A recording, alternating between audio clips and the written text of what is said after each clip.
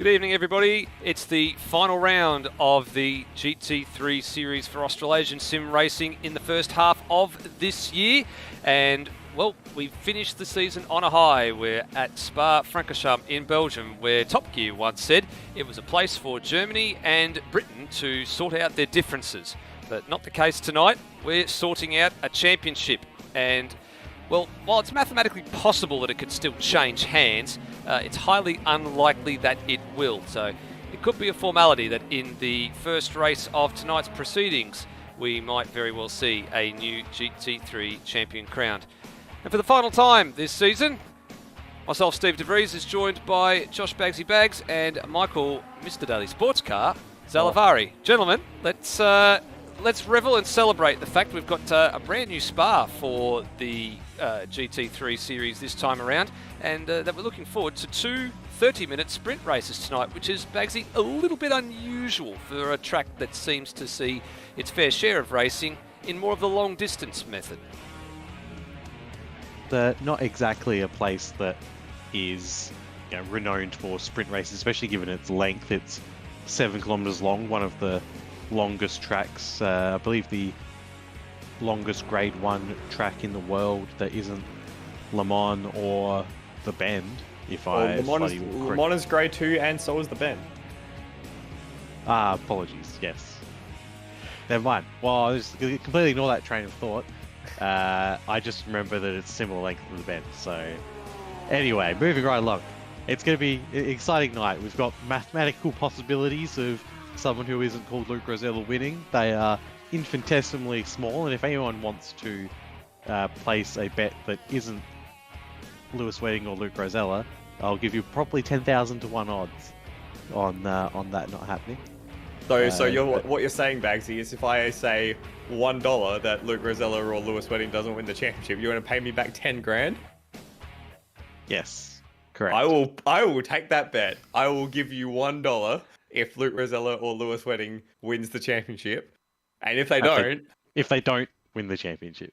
If they don't, you can give me 10 grand. I apparently I've not... You've heard it here first, ladies and gentlemen. There's a whole bunch of silly mathematics and betting going on right now. Anyway, the main point is Luke Rosella is probably going to win tonight, but that doesn't mean we're not going to have some good racing because they're half-hour races, so Luke shouldn't be able to get too far ahead. Although we do have some very thirsty mercs lying around that will be struggling to get to the end if they're not careful. Yes, thank you, Bagsy. Thank you, Nether. Good evening, everyone.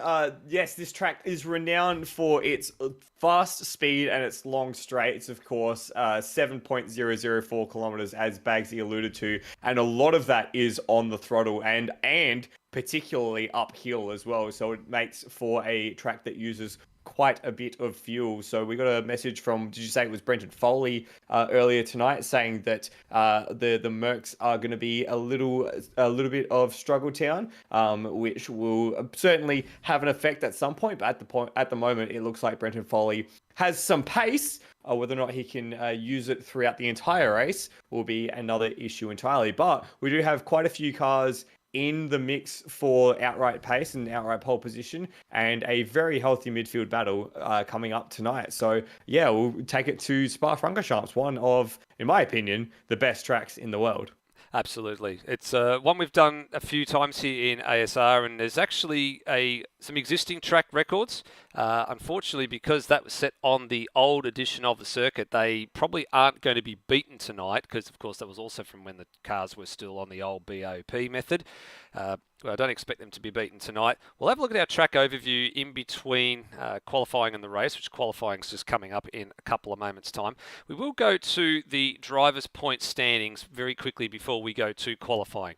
So here is the mathematical formula at the top there. 38 points is the deficit between Luke Rosella and Lewis Wedding at the top of the standings. So in order for Luke Rosella to secure the championship tonight, he just needs a single race where he is 9th or higher. That is it. Even if Lewis Wedding wins both races, Luke just needs to finish 9th in one of those races, and that will be enough to give him enough points to mean that even if he didn't finish the second race, he would still retain the win of the championship by virtue of the fact he would have more wins compared to Lewis Wedding. They'd be tied on points, but Lewis would not have enough wins to overhaul based on the usual system. The second place in the standings can still change hands mathematically as well. Brenton Foley only 27 points in arrears. There, of course, is 50 points maximum for any one driver on the table tonight. 25 for a sprint race win. And then it gets a little bit tighter further down the table as you go. You can see Phil Boak's actually not here tonight. So Steve Bolger has a pretty good insurance policy on 4th place in the standings. Again, mathematically, he can still be beat Brenton Foley this time out as well. Termo and Cam Parrott, there's only 9 points there. Keep an eye out for that one. That'll be interesting. We are hopefully expecting to see if Will Devonish makes it tonight, because he's definitely in the thick of the fight there. Steve Warwick breathing down his neck. And surprisingly, Rhodey has an attempt to beat Tim Redmond here tonight. He's only 3 points behind, and both of them are here. And gentlemen, we have seen Rhodey get his elbows out well and truly a couple of times this year. Yeah, it's been quite exciting to see him really try and mix it with the big boys, and Will Devonish and Tim Redmond and Lewis Wedding has made it very difficult for those guys to get past him this season, which has been quite good to watch, as the cars are already out on track to start their qualifying session. That'll be a interesting battle to watch. Steve Warwick, well, if Will Devonish doesn't turn up, then Steve Warwick should jump him. Termo and Cameron Parrott and Steve Bolger, that's a interesting battle as well. It'll be good to see Termo get a good result to finish the season. He's been a bit up and down. He's been in some very good positions, and unfortunately has come on stock in a few of those positions as well. So hopefully he can stitch one together tonight. Yeah, hoping so. He's had his fair share of dramas as Termo. He actually has made the cover for the holding graphic that is on the stream that you probably see on YouTube after the video's finished processing. The back of his McLaren heading up Eau Rouge and up towards Radion, up the hill. And actually, Dane Liccardo, you can see here, has now he's on wildcard duties because, of course, he's left DRT. He's decided he wants a piece of the McLaren action tonight as well. And that makes 3 McLarens in the field. And then Tim Redmond is in Porsche, I think, tonight is the other one of the wildcard entries. And that beautifully turned out Garage 59 McLaren that Shane Van Gisbergen piloted to his Blankpan Endurance Series championship in 2016. He had the orange example with the white trim that season, whereas this is the 58, which was the white example with the orange trim. So nice to see a few of these classic GT3 liveries in this pack and as the wildcard cars, and we're just going to see them come across the line to start their lap. Well, sorry, I'm watching on the stream delay. My bad. They're down at La Source now with, I think that's Steve Warwick just behind him. Liccardo, and it's Lockie Burke behind him as well. So here we are on board with Dane Liccardo heading down the hill from La Source right to the very fast part of the track. It starts to wind uphill. Big gradient change here. Up forward, he's very wide there. Completely missed the apex, and that would probably be an aborted lap for Liccardo, I'd imagine. That would be well outside the track limits. There won't be any time awarded for that one. It was like anyone who was watching practice of the Formula 1 at Monaco, I remember they cut to Carlos Sainz and said, "Oh, well, take us for a lap around Monaco, Ant." And Carlos Sainz just put it straight off at turn 1 and was like, "Well, okay, we won't do that then." Reminds me of Stairs one time, I think, saying he was trying to watch a few drivers. I think one of the series actually set a lap and they got partway through commentating the lap, and then the next comment was, and then you go back to the pits because everybody was aborting the lap. And I think that's what I expected to see there was Dane Liccardo just abort the lap and go back to the pits. That's the first thing that sprung to mind for me. Well, the problem with doing that, Nether, is that it's such a long lap here, and we've actually extended this session out to 15 minutes to compensate for that. But that's 2.5 minutes that you're basically throwing away each time you have to go back to the pits. That's right. That's essentially what it is. The minute you actually decide you want to abort a lap, you are going back to the pits, and you have then got to basically you've lost all that time. Essentially, you've lost 5 minutes if you think about it that way in terms of a 15-minute session, because you've then already done your out lap, you've done part of another lap, and then you abort that lap, and then you go another 2.5 minutes to do the out lap again. So you're already better part of 2.5 minutes behind the 8 ball. We just saw a spin, I think, for Braxton Stancliffe in the Campus S's, and that might have just had a little bit of an effect on, I'm not sure if Termo and Steve Bolger, pardon me, are on their timed lap, but it might have just affected them a little bit as they came through and found the stricken Porsche. Definitely is. I don't think Termo is. Yeah, I think there was also a spin for Dane Liccardo coming down to Stavlo on the other screen. We're keeping an eye on just past where Luke Rosella on screen right now went past. So he's currently set 2 purple sectors, 38.1 in sector 1 and 1 minute 3.7 in sector 2, which is the longest sector on the circuit, which goes all the way from the approach to Les Combes down to between Stavlo 1 and 2, and then sector 3 up through this part of the course here, through the final chicane and to the line. Going to be an impressive benchmark to set. It's going to be a 17.3 as the time that everybody currently needs to chase. A few people had track cuts in their laps that they've just done, so Bolger got a track cut. His lap didn't count, as did Lockie Burke as well.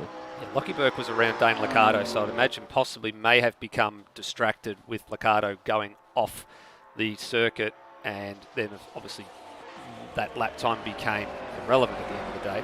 Cam Parrott's jumped up into second place. Very early times at the moment though. Only 4 drivers out of 17 have set a time so far.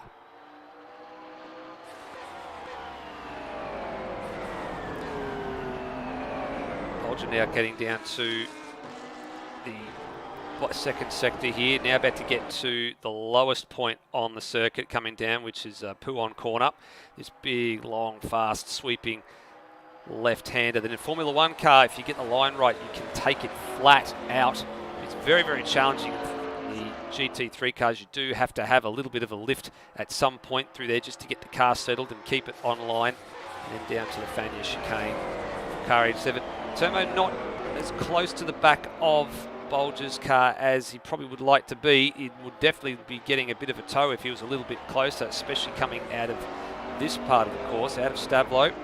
What does Bolger's time say? 0.8 of a second off the current provisional pole time, so that's not too bad. And we saw that he got pretty close in practice. His best practice time was only about 0.8 away from the pole time, but Luke Rosella is going purple once again in the middle sector, so we'll keep a tabs on where his lap pops out as Bolger comes into the very difficult bus stop chicane. It's all uphill through this section here, and it doesn't look like it's that much uphill on the cameras, but it's actually quite drastically uphill as he comes up to the line, and he will set a 18.7 to go 13/10 behind. Termo almost at 18.7 as well.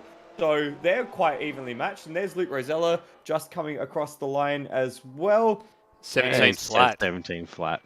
Wow. So I do like he said he was only 0.8 off in his best practice time for like that was a full qualifying lap that he sent in practice as well, by the way. It's not like it was a heavy lap, so it's just Luke Rosella is so far ahead of everyone. So who's Rody giving a tow to here? Is this the Lewis Wedding machine? Yes, it is Lewis Wedding, and they're both on fast laps here. This could get ugly. Over, under. Oh dear. That very nearly became an aeroplane crash. Rody's on a hot lap, so he's entitled to be there. And now, well, what are you doing, Rody? Oh dear. Oh dear. He's decided to evacuate that lap. Throwing the baby out with the bathwater. Yeah, I would say that's probably the fair way to do by it. 0.02 of a second from Bowley.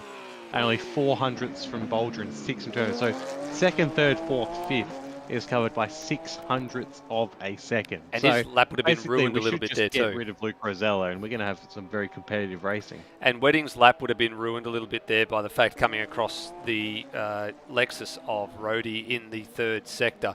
Make sure he's having a look to see what his time was. It was 35.7 in the third sector, so not terrible from Lewis Wedding, but definitely would have cost him a few tenths just being caught up and having to play over and under. And he's already half a second up on his PB to the first sector point as he enters Lecom. So this lap is looking already a lot better for Lewis Wedding, and you might actually see him stretch out that advantage in second place and get closer to his teammate at the top of the pile. Lockie Burt coming to the line now, 2 minute 19.9 for him. So got a yellow flag, sorry, Nether, at Eau Rouge Radion. Yep, Glenn Miles. Glenn Miles he's on the exit, and he's now exited back to pit lane. But it was quite a moment for him in the midst of that corner. We're going to catch a replay. Yep, here he comes. So one of the high-speed parts of the course, and there's really only one groove up through here. If you get it wrong, you get it wrong. He took way too much curb on the left-hand side, and that's just fired him into the fence. There you go. You don't need any more explanation other than that. And then the Ferrari comes to rest right there. Right in front of the camera. Very nicely done. Yeah, it's almost as if it was choreographed. I'm back on with Lewis Wedding. He's still half a second up on his PB, but isn't making further inroads to the overall time. But he is now in the last sector coming through Blanchimont. So he tagged the big curb on wiggle the inside of Blanchimont. Really unsettled the rear, and I wouldn't be surprised if that picks him up a track cut there. And he's gone very wide and going straight to the pits. Yeah, all he did there was he picked up just the tiniest little bit of curb on the inside of Blanchimont. It really unsettled the rear of the car, and that fired him away. And he's done 4 minutes, unless he gets going right now. No, he's got any time. Oh, he's got 90 seconds ish. Yeah, you'll have 2 minutes 17 for a lap. He's got a minute. Yeah, well, importantly, the officials will let you finish your lap if you get across the line, before the checkered flag waves to conclude the session. So you've still got some time to get going there, and he's going again right now. I can see it now. So he'll get around and get one more flying lap in. This is why qualifying was extended, just so if drivers did get balked by traffic or have any sort of dramas, they did have an opportunity to get out there and have another stab at posting a time. Speaking of posting times, there are still a half a dozen drivers that have not posted a time. Tim Redmond, Brendan Ross, Nathan Higginson, Glenn Miles, Rody and Dane Liccardo. Although Liccardo had 2 sectors on the board and has not posted a time. Looks like he aborted somewhere through that lap. And Higginson just got awarded a track strike, I think, and he's now going again. I don't think Lewis Wedding's Lewis Wedding's gonna have to go back to the pits and go straight away, because he's had a quite large accident with Walshy, I believe. Yeah, we're going to get a bit of a look at that just to see what happens here. And yeah, it looks like coming down towards the bottom of the hill. So it could be the same spot. I was on the Kemmel Straight. It's at the top of the hill. Here we go. We're Halfway getting down the Kemmel Straight. All right, so Walshy, just get out of the way. Oh dear.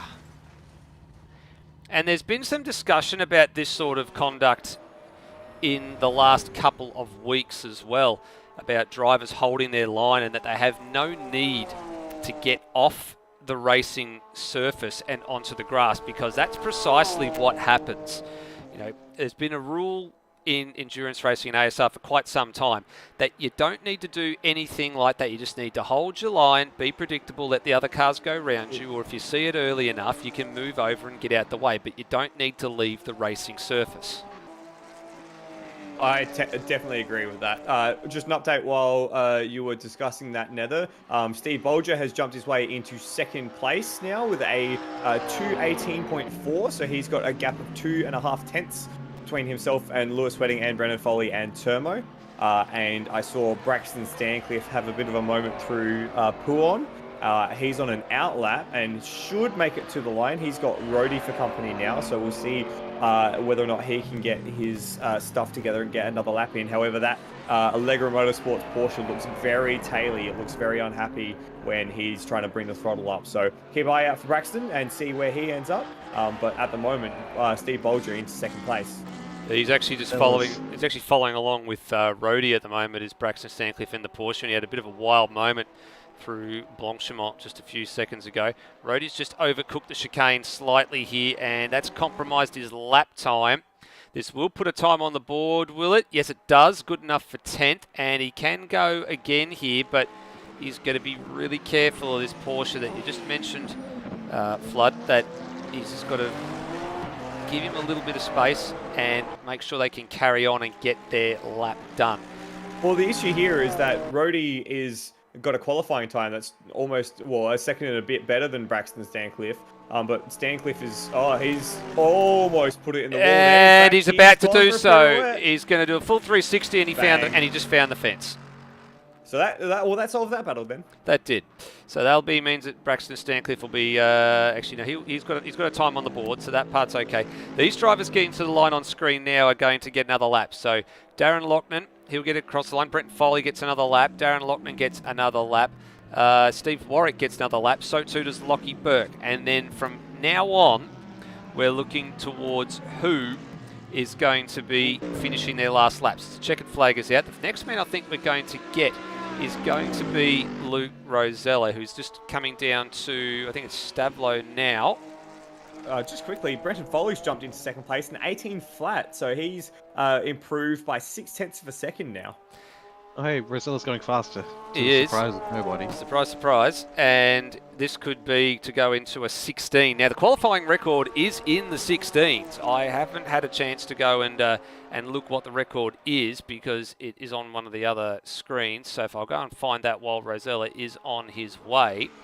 He's just at the bus stop now. Gets it stopped nicely. Hits the curb on the inside.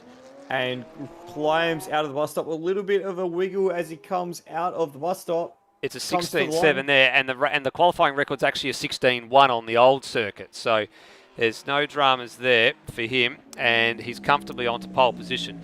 Now, Steve Warwick's aborted his lap. I think I saw him on the back straight. He was a little bit slow, so he's done. Brenton Foley's still going. Lockie Burke's still going. Next man that we want to pick up here is actually going to be Rhodey. So this will be, actually looks like he's on probably his best lap actually. It's okay in Sector 1, personal best in Sector 2. Can he improve on the time currently on the board? No. And then Liccardo at the back, he finally gets a half decent lap in there as well. And he gets a lap in. Gets a lap in, goes to a 2:21. And now back to Lockie Burke, who's actually a second up on his own PB. And where would that move him up to? That wouldn't move him far enough. He needs to find a little bit more time. Wedding now goes P2. Exactly a second behind his teammate. 1 second to the 1,000th, if you don't mind. Foley's going to come across the line and improves and gets there. A 17.4 for Foley. Foley, off the back of that, splits the Porsches. Lockie Burke, does he find any extra time? No, in fact, he lost a little bit of time in that one. Wow. He improved on his PB, but not his position there, did Lockie Burke. No. So, great work from him, but unfortunate to not make rounds. But Foley at the death knell there in the last lap managed to squeeze his way in between an improving Lewis Wedding and a out of sight Luke Rosella. And to give you an idea of the differences on those laps as well. So in Sector 1, Foley was 0.2 of a second slower than Wedding. In Sector 2, he was a full 0.6 of a second faster than Wedding, and then it was the other way around. It was a 1/10 to Wedding's advantage in Sector 3. So that actually surprises me. The fact that the Benz is quicker in a straight line. It's got definitely a lot of power, but he was so much faster in a sector that you would expect the Porsche to be dancing its way through. It's quite possible. Go ahead, sorry, Bagsy. I feel like Foley's running a lot more downforce because he was 0.4 faster than Rosella in Sector 2, which is definitely all about being able to A, get the power down, but also have the car stick in the faster corner. So that's very very strange because the Merc has been the fastest car in straight line by a long way. So he must really have added on the downforce, and or Rosella's really trimmed out his Porsche. Yeah, Well, I'd it agree. doesn't surprise me then that Foley's complaining that his car is possibly a bit too thirsty if he's running that much a wing on it. Yeah, that's a very valid point, actually, when we were talking about fuel and fuel economy and all sorts of things to do with that over the early hours of before leading up to this race tonight. And if there is a bit more downforce, that will explain that, in fact, that he needs to put the foot down a little bit. However, I wouldn't be surprised to see Brenton Foley maybe pull a little bit of a Lewis Wedding type strategy, sit behind one of the Porsches for as long as possible, and then try and preserve the fuel. You might have to. He might have to tonight. There might not be a choice at all. Now, we had a look at the team's points before the drivers' points before the qualifying session got underway. We'll have a look at the team's points now so you can see how that's positioned. That's pretty much a foregone conclusion with how the night will go. So while it's mathematically possible that second and third place can change hands, the top spot is going to be almost impossible. Because there's only one PBF Race Engineering Mercedes-Benz here tonight. So Liv Sim Sport are well and truly home and hosed in the team's standings. And the real interesting bit will be, can the Gravel Rash Racing McLarens overhaul the sole PBF Benz of Foley tonight and get the job done? We were talking about this last week, gents, that Blackshaw's WRT, Blackshaw's getting a bunch of points in the teams championship at Hockenheimring with their finish was actually quite important because it meant that they had moved ahead of the Wildcat Playboy Ferraris, especially after the revolving door that's been Brian Walsh's seat. Now with both of them here tonight, in both teams, it's actually a good point to make that we expect that the more experienced pairing of Steve Warwick and Lockie Burke should be able to bring home the chocolates and hold home that advantage of 4 points for fourth overall. You'd hope so, wouldn't you? You would expect so. It'll be a lot of soul searching if they don't manage to keep ahead. No, definitely not. So that's how the team standings. Essentially, we expect them to finish. There'll be one or two small changes going on after that. There might be a change there for 6th and 7th, and there could also be, there most likely will be a change for 9th and 8th as well. As we go and have a look at our track overview with thanks to Google Earth Studio, as we said at the beginning of the broadcast, this is the final round tonight. We're next door to basically where we were 2 weeks ago. We were in Germany at Hockenheimring 2 weeks ago. We are now just to the west in Belgium, and this ribbon of tarmac needs no further introduction. 7.004 kilometres, 19 turns. It's had a few reprofilings over the past God knows how many years. For a long, long time, of course, there was the original bus stop chicane, then it was changed. There's been various changes to the circuit over its tenure, and there's the times there. So the race and qualifying track records we expect won't be broken tonight. What we know, quali probably won't be, race probably definitely won't be, and Flood, as we said at the top of the show, 30 minutes times 2, not a circuit that is renowned for sprint racing. No, not at all. This is probably most renowned for its 1,000-kilometre race in sports cars, which is part of the WEC nowadays, and of course the 24 hours for this exact type of machinery, which will come up just on next month. I think 5 weeks away from as we are recording, well, as we're streaming this, so keep your eyes out for that on the SRO GT World YouTube channel. This is one of the classic circuits. It's one of those tracks which has a storied history, not just in sports cars, but in F1, in motorbikes, in everything, and not just in this configuration, but it's one of those old school circuits as well that used to combine the towns of Spa-Francorchamps and Stavelot together in a 13-kilometre circuit, which now is used as part of the driver parade for the previously mentioned 24-hour of Spa-Francorchamps. It's got a lot of character, a lot of undulation. What you might not be able to realise as we're just coming through the latter half of the circuit now is that there is no flat part on this circuit. The entire final sector starts downhill and then climbs back into the main straight. the Kemmel Straight is entirely uphill the whole way. It's not flat at all. You are climbing the entire time. From Lacombe, you can look down and see turn 9, Speaker's Corner, turn 10, Pouon. You can see all the way down to the main straight. This track is a ribbon in the forest, and it has its own weather system sometimes. It is really just a complex and quite difficult battle with the track, the surface, the elements, and tonight, 14, 15, 16, however many other GT3 cars. Yes, and we're looking at possibly grabbing one more car jumping in towards tonight as well. So that would make 18, which would be a good turnout for tonight if the 18th driver manages to get themselves into play here. And I still remember some of those races back in the day from 2018. Brenton Foley, I think, as well, was one of those drivers that had some really high entertaining battles with Lewis Wedding. I think back in 2018, the last time we actually ran Spa, I think Bagsy was a very I can't remember what the finishing margin was, but I'm pretty sure it went right down to the line. Sorry, I was just distracted by a flying car in the pit lane. Yeah, I saw that. I saw that as well. I think it was Lewis Wedding. I do remember that, and it was quite close. I think it was Foley versus Ross. Foley would have been in the Viper back then, perhaps. Yeah. Just how about this for a little bit of Spa-Francorchamps trivia? So the fastest ever F1 lap in the fastest for the highest speed, that is 527 kilometers per hour, which was set at the 2004 Italian Grand Prix by Rubens Barrichello in the race, right? Hang on, 500?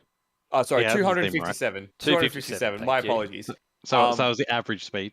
The average speed across the whole lap.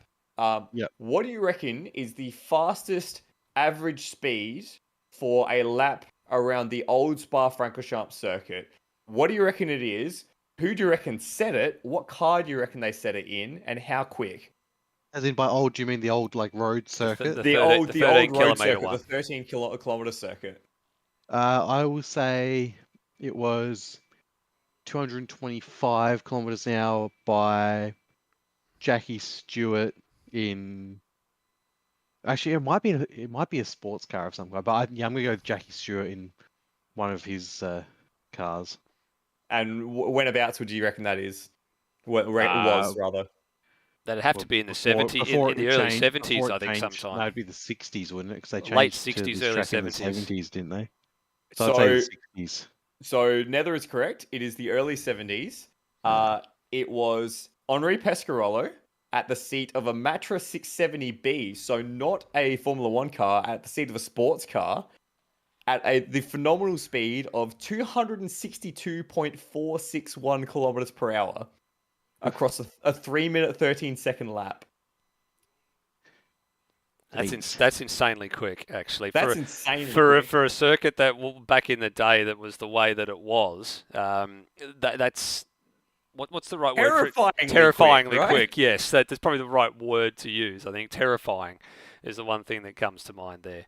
And the one thing that I love about that is that it's still faster as a race lap than any average speed of any Formula One car. That is the fastest that a car has ever gone around a circuit ever, and it's a sports car, and that absolutely tickles me.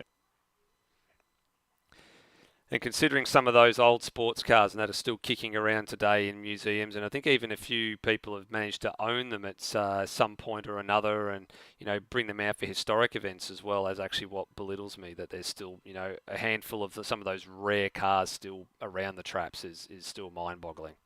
Absolutely. And by the way, if you haven't heard the name Henri Pescarolo before, do a little bit of searching on him. He is an incredibly fascinating fellow, one of the true heroes of French motorsport. Has the longest unbroken streak of starts at Le Mans, the most amount of participations as both a driver and a team owner, and then as media, and has records in aviation, in sports cars, in rally. I actually did a preview or a little feature on him for the TCAC series that we did. What would have been last year, 2 years ago now? With the Le Mans midgets, correct? Yeah, so you can find that on the Endurance Chat YouTube channel. He's an incredibly fascinating man, and yeah, someone that flies under the radar in a lot of historical motorsports discussions. And I think more people should know about him. Well, they just race one. It is. They were on that note.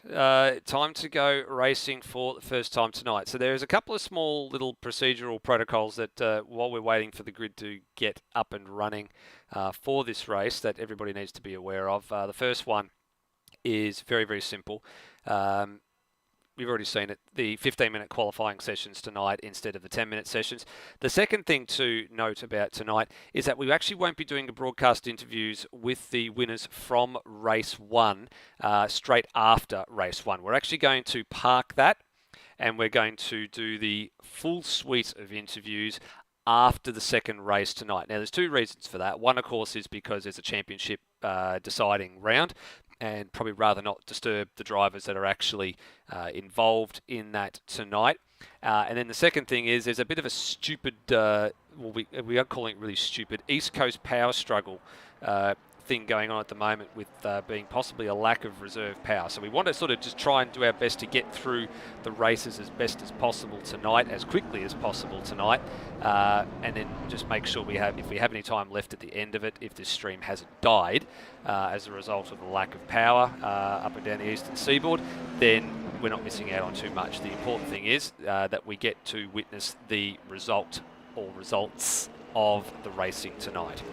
As this field is now on the very long and winding formation lap to bring them round to take the green, and Baggs is going to run through this grid for the second last time in the series. Yeah, so unsurprisingly, Luke Rosella on pole once again. I'll just do a quick fact check. Has he got every pole this season so far? I believe you might be right with that one. He's just not. He's missed out on one race win, I believe. So, yeah, he missed out on one of the ones at Portland. Yeah, so he's. Close enough to a perfect season. See if anything happens to him today. But alongside Brenton Foley, who has jumped up alongside him with quite a good lap in qualifying and put the PBF Racing Engineering car in a position where maybe they'll get some. Can they, if both the only one of them sports cars retires in both races and Foley wins both, then I think maybe they can get the team's championship theoretically. No, 50 points is the max. They won't be able to reach that benchmark. So that doesn't matter. Let's ignore that. Lewis Wedding in third alongside Steve Bolger, who did not show. Well, he showed the pace he had in practice. Unfortunately, the others ahead of him just absolutely jumped ahead.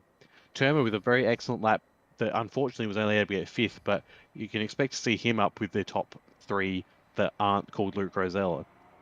Lockie Burke with a excellent drive into sixth place, with Steve Warwick alongside him in their Matching Warring Racing Team Blackshaw's entries. By matching, I mean they're exact opposite of each other, but close enough. Cameron Parrott from Maple Leaf Simsport is in 8th, along with Dane Liccardo in 9th. So after having his early issues in qualifying, he has managed to get a decent way up the field. Darren Loughlin in 10th, alongside Rhodey in 11th, with a very good qualifying. He's halfway up the pack. Quick to see him try and push through a little bit more for a top 10 finish. Braxton Stancliffe has managed to make it up into 12th, with Brian Walsh in 13th, alongside Cracker in 14th. Brendan Ross is the other Loose Sim Sport car, back down in 15th place. He's with Tim Redmond. Glenn Miles is 17th, and Nathan Hickson brings up the rear in 18th. And actually, if he gets 4 points, I believe he will jump one or two teams in the championship as well. Yeah, so he needs 6 points. Yeah, he needs 6 points to jump another spot in the team standings. There's Nathan Higgins. Important to note too, from Cracker on down, those drivers did not set a lap time in qualifying. Cracker actually wasn't in the server. The others opted not to set one at all, or they butchered their lap, something chronic, and they were had the lap time deleted. Flood. Yes. Final comments before we go to green. I hope everyone gets through Le Sourd okay. I hope everyone gets into line before Eau Rouge, and if those two things don't happen, there is going to be an almighty praying. But in saying that, I hope we have a good night's racing. I hope so too. The Camaro safety car will peel off to the right here. It's just having a little bit of a drama getting stuck on the curb. And now into the lane. Now Rosella's got to be careful that he doesn't pass the safety car before it does its business. And as you can see, it's booking its way into pit lane now. There it goes. The clock is yet to start counting. And race control has issued a slight penalty. That will be cleared as we go to green for 30 minutes around Spa-Francorchamps. And already there's drama in the back. There's a large piece of Cracker's car has fallen off. Yep, there has indeed. Rosella gets the whole shot into turn 1 ahead of Brendan Foley. Away he goes, pretty much straight away down the hill, trying to weave and not give Foley the toe. That's the most important thing there. I was just trying to work out from Cracker's point of view who was the one that gave him the nudge that dislodged the bumper. As there's already there's people wide, and there's been a... That's Tim Redmond round. Yeah, Redmond's gone around at the top of the hill. Look at Luke Rosella weaving back and forth down the straight. Yep, there's Redmond just recovering to the track, and then Rosella knows he can't afford to give this toe to Foley. They know that the Benz is fuel hungry. This is where Foley's had the downforce in this sector as well. So you don't want to be really having that Benz right on your hammer all the time long. Now there's a little move, looks like it's being made. Lockie Burke's getting a little bit interested in Turmo down here at the bottom of the hill, and going to get his elbows out, little bit of push and shove, that's fine. Turmo's going to hang on to the position here. Burke's going to try the over and under. Can he get the run down the hill towards Pouon, and can he make it stick? He's alongside. I think Kermo's going to have to yield here, and he does. Good move by Burke. Well done, Burke. And that all started because Turmo had a massive moment. Oh, there's a major shunt. In the background. There's a major shunt that's happened in the background. Locknan's off. Braxton Stancliffe's off. There was a third car involved there as well. I think it was Rhodey's Lexus. I saw the digital camo codes flash through my screen. And there's Redmond playing catch-up. Let's have a look at that on the replay, because that looked very, very interesting as they were coming down a hill. You might be right about it being the Rhodey Lexus involved in here. So what happened? Who got into who? Braxton Stancliffe. Oh, he lost the back end coming into Pouon. Rhodey went through the middle like the parting of the Red Sea, and then re-continued on. So Braxton's Stancliffe's Porsche, lost the rear end. Of course, the rear engine car is going to move around a little bit, and he was just very unfortunate to tag Lochnan then on the run through the corner. I'm going to bring us back to the battle between Turmo and Lockie Burke and Cameron Parrott and Dane Liccardo as they go 2 by 2 into the bus stop. There's bumping, there's barging. Liccardo gets into the rear of Steve Warwick, this is actually, because Burke's cleared off. Higginson's going wide in the background. It's on for young and old here as they come down the main straight. And it looks like Warwick's going to make the pass on Parrott into La Source, and is going to be on the charge to try and get through on Turmo pretty shortly as well. Over and under, good drive from the Audi as well, because of course it had a BOP. It had a BOP adjustment last round as well. They got to sort it out quickly. Hang on. Up the hill they go. They give each other plenty of space, and there's a little bit of contact. Parrott, did he hold it? He did. He did, he held it, but he coughed up a spot to Liccardo. That was wild. And I'll tell you what, that takes some balls for the two of them to go up there side by side. And just the slightest of contact between Warwick and Parrott cost Parrott a spot. But that's, in a sprint race, this is what you've got to do. Sometimes you've got to put it all on the line, because it's all or nothing. You haven't got any time to recover if you make a mistake. Oh, that was puckering as they came up Eau Rouge. I'm glad that they both managed to squeeze out the other side relatively unharmed. It's actually given Turmo just a little bit of breathing space now, so he can try and get to a little bit of rhythm. The point that I was trying to finish while everything kicked off was that Turmo had a moment out of Eau Rouge on the first lap, which is where Lockie Burke managed to get the run on him and put him under pressure. So it was actually 4 or 5 corners that Burke set the mover, and Turmo was the one to get set up in that instance. Now, Turmo is actually going to find something if he wants to get back onto the tail of the Aston Martin. Speaking of being on someone's tail, Nathan Higginson has just put on the tail of Brendan Ross. We saw it there. I was about to say he's had a really good start, up 7 positions, and then he's gone and blown it all away and just given Rossi a poor old shove. And Rossi looked vulnerable. He did not look like he was very happy in the car there, and that's cost Higginson all of that hard work. Oh, and another incident coming out of Stavlo. Brian Walsh has managed to keep it off the wall and slipped back onto the racetrack. He was very out of shape and almost in the barriers there. Actually, Tim Redmond, who was the one we saw spinning in Eau Rouge at the start of the race, is already back up into 13th from being last after 2 corners. So he's benefiting a lot from everyone else tripping over each other at the moment. At the moment is everybody that's tripping over each other is giving him the free kicks here. So he's actually, we started rear of grid anyway. He's doing one of these last to first challenges again. And he's back up to 13th place. He's now got Darren Loughnane, who of course was hit by Braxton Stancliffe. Glenn Miles, surprisingly Glenn Miles, has managed... Brenton Foley's off. Brenton Foley's off at Radion. He's dropping down the order, 4th place. He's going to drop to 5th at least. He might even get swallowed up by another car. Yep. I just saw the puff of smoke coming through the camera at Eau Rouge, and he's dropped down now from 2nd to 5th place.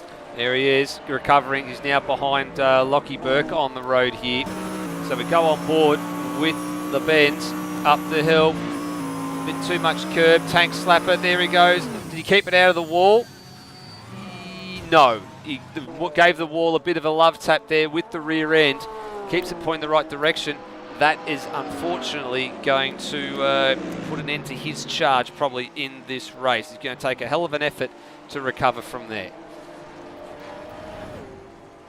So unfortunate. It's just 30 centimeters, half a meter too wide at one point, and you fired off the wall here. Great job not to, as Brian Walsh got some penalty for track limits abuse probably.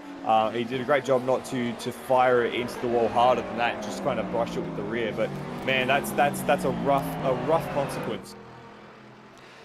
Very rough consequence.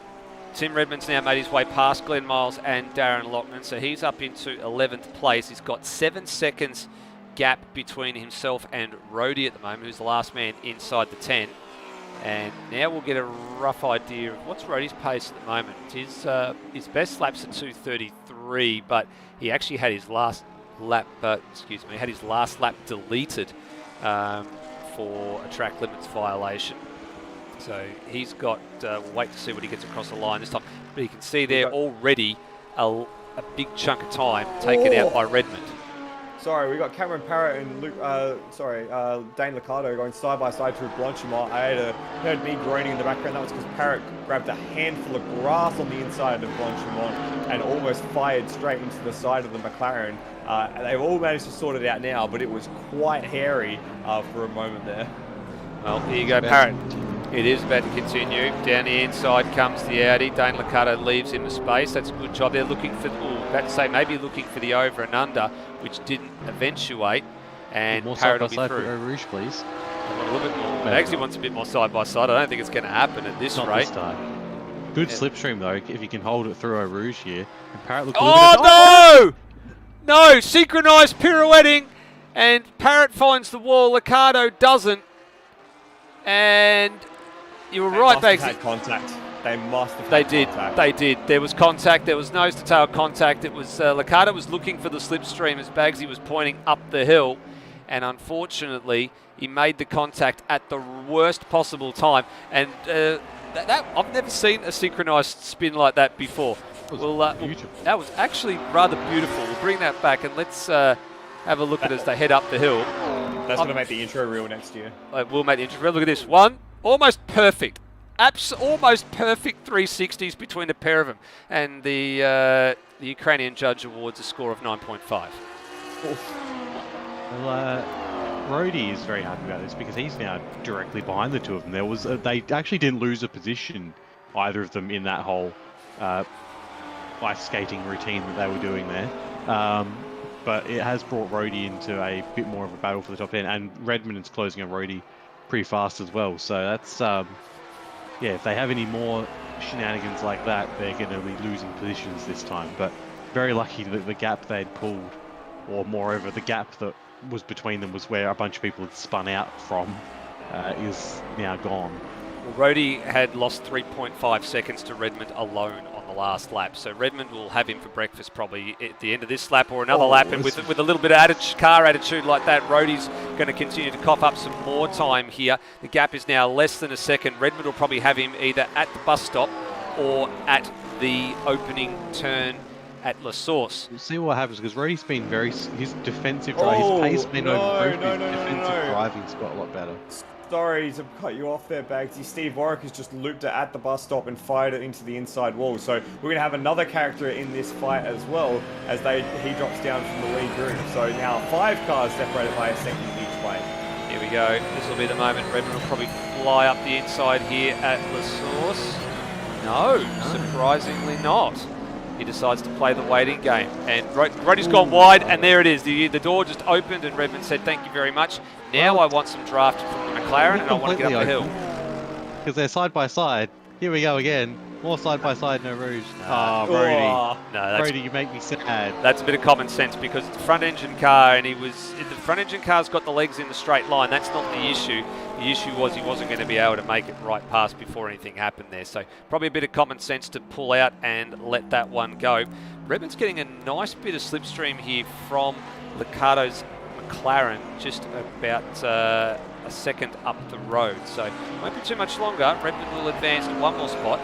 Now Rhodey's got to hang on, see if he can take advantage of Redmond opening the door for him. I'm going to direct us up to the battle for 4th place between Lockie Burke and Brenton Foley, the recovering Brenton Foley. They are basically nose to tail coming through Pouon, and have been for a little while, as Foley swings out to try and make the pass around the outside of campus. No way! Does he hold it in there? He does! Burke gives him a bit of space. They're going to side by side on the exit. Into campus corner. They're still side by side, and I think Foley's managed to make it work. What an awesome piece of driving. That's a fantastic pass. And that's going back to a little while ago, earlier in the year, when the two of them had a fantastic exchange in one of the latter stages of the triple header race at Simmons Plains in the Supercars Championship. And these guys know how to race each other hard and fair, and that's probably that's a sign of a veteran, that move round the corner. Oh, there's been another thing. Licato's had a spin. He's had a spin coming out of the same part of the course where Foley just executed that pass out of Stavlo. I don't believe there was some contact in that though either. It looks like he's gone around all by himself, maybe with a little bit too much curb. Jesus, action aplenty in this sprint race, and we're not even halfway through it yet. Here we go on the replay. So out of Stavlo 1, and yep, pitched it in, and yep, all on his own. Had a bit of a slide, and Redmond did a really good job to avoid that. Oh, yeah, you're right. What pressure does to a person. So, nice pirouette. Managed to keep it off the wall as well. 2 great spins executed in short succession for Dan Licato. Got Lockie Burke going on the tail of Foley again, looking for the pass. He still is. Burke has not given up this fight yet, has he, Bagsy? He's not. He was a little bit. Oh, his Foley very out of shape there. He's been sticking to the back, especially all the way down the main straight and then down to Eau Rouge. He just wasn't able to quite translate that down by the end of the straight. So we do know that this Mercedes is lower on top speed than it normally is. Normally it's one of the best in a straight line. At the moment it is not. Another feisty battle that's happening as well at the moment is the battle between 10th, 11th, 12th and 13th. Dane Licato's just stretched away from that, but Rhodey and Darren Loughlin are going hammer and tong at the moment into Bruxelles, and they've got Brennan Ross for company not too far behind. In fact, Loughlin just threw it down the inside at Lacombe, and Rhodey executed the over and under, so this is very willing down the very tail end of the pack as well. And Higginson's not too far off this battle, having recovered after punting, unceremoniously punting Brenton Ross down here at this, not at this corner here at Pouon, but down at the Fanion chicane, which is what the one that's coming up right now. And he gave a pretty healthy serve through here. But this is a very willing battle, and I don't think Higo wants to get involved in it right now. He's just quite happy just to sit 3 or 4 car lengths back and let something unfold. Loughlin in the Lamborghini actually seems quite at home at the moment, driving the car fairly well, apart from 1 or 2 minor scratches. Having a go up the inside, the second part of Stablo. That's ambitious. Oh, this is going to be a drag race all the way down the back straight now. They're going to go 2 by 2 into Bruxelles. Is anyone going to take... Higginson's into this now. The 3 wide coming into Blanchimont. Who's going to yield first? It's... Oh, there's contact! Oh, no! There they go! They're gone! They're all gone! Ross is gone! Loughton's gone! Higginson's gone! 3 of the 4 have gone. Rhodey's popped out with a healthy advantage, and that was all triggered by Higginson getting into the back of the Lamborghini. I don't think he had much of a choice. I think he got sucked into that just through having such a good run, and there's a slipstream, and all of a sudden they're just all on top of each other and there's no room to go. That was another triple synchronized. Here it is. Here it is from the Higginson point of view. You can see here just a nudge on the back and then a second hit for good measure, and then Ross just... I think Ross didn't even get into anybody. He just tried to avoid the contact. Ross crashed in sympathy. Yeah, he went off in sympathy. Oh dear. Oh my word.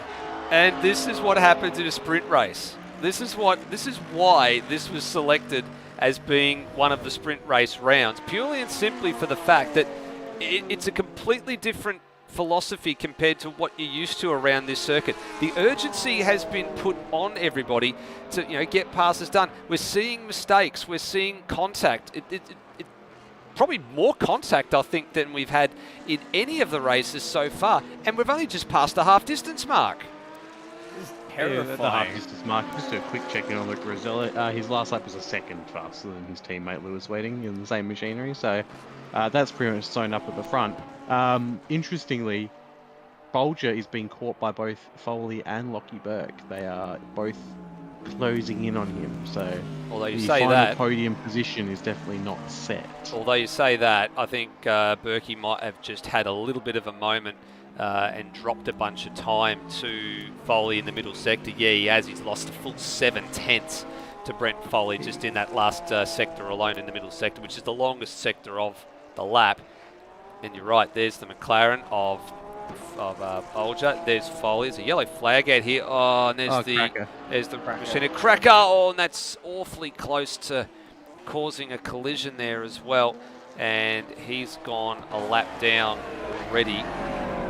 Money was going to the front and the back of his car. Yes. Now the money was going to be on who was going to be lapped first, or how many times was somebody going to be lapped. We were discussing this.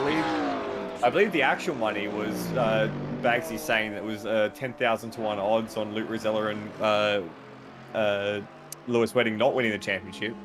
So Luke Rosella not winning the championship.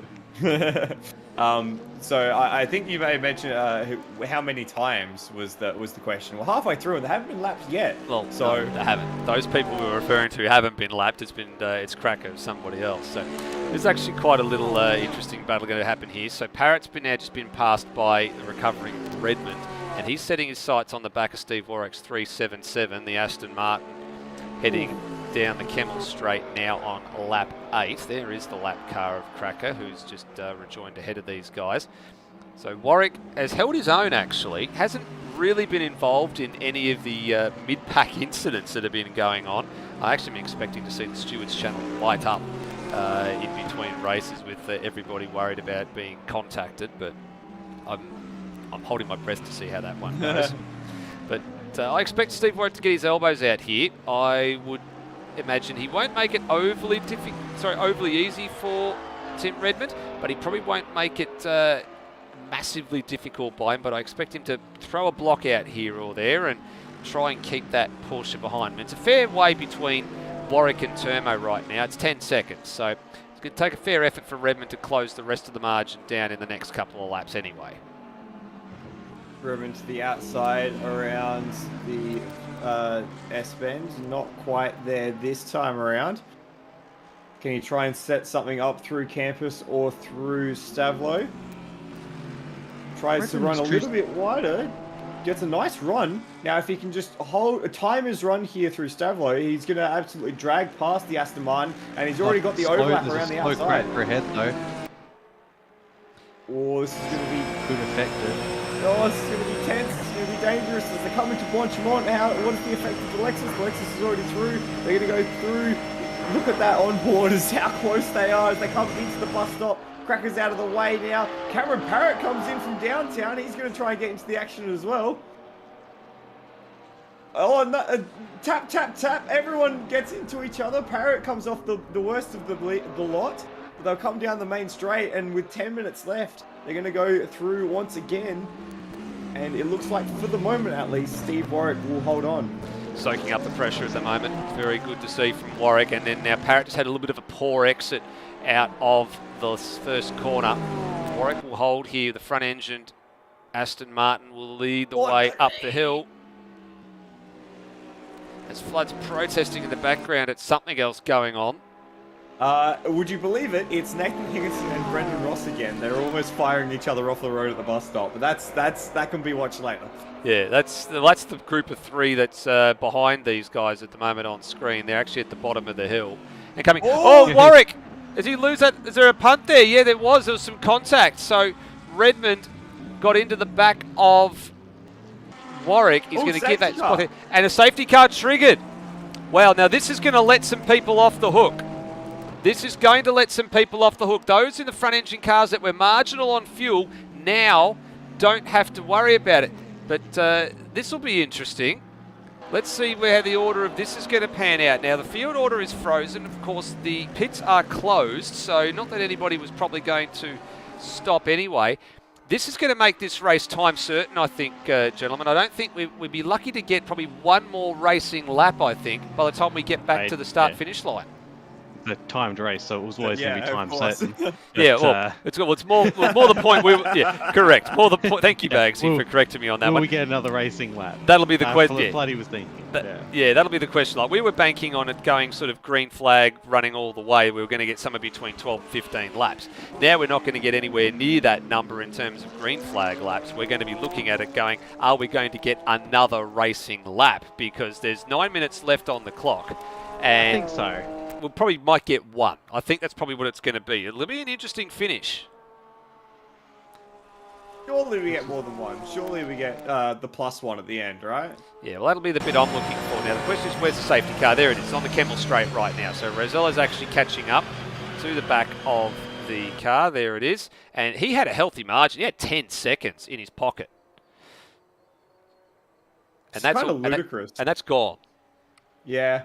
But that's fine. He'll gain it back again unless he runs wide. It's not too late for after the safety car. If there's one lap left for Wedding to punt Rosella off, so he has to retire and then take the win and still have a mathematical chance at the championship.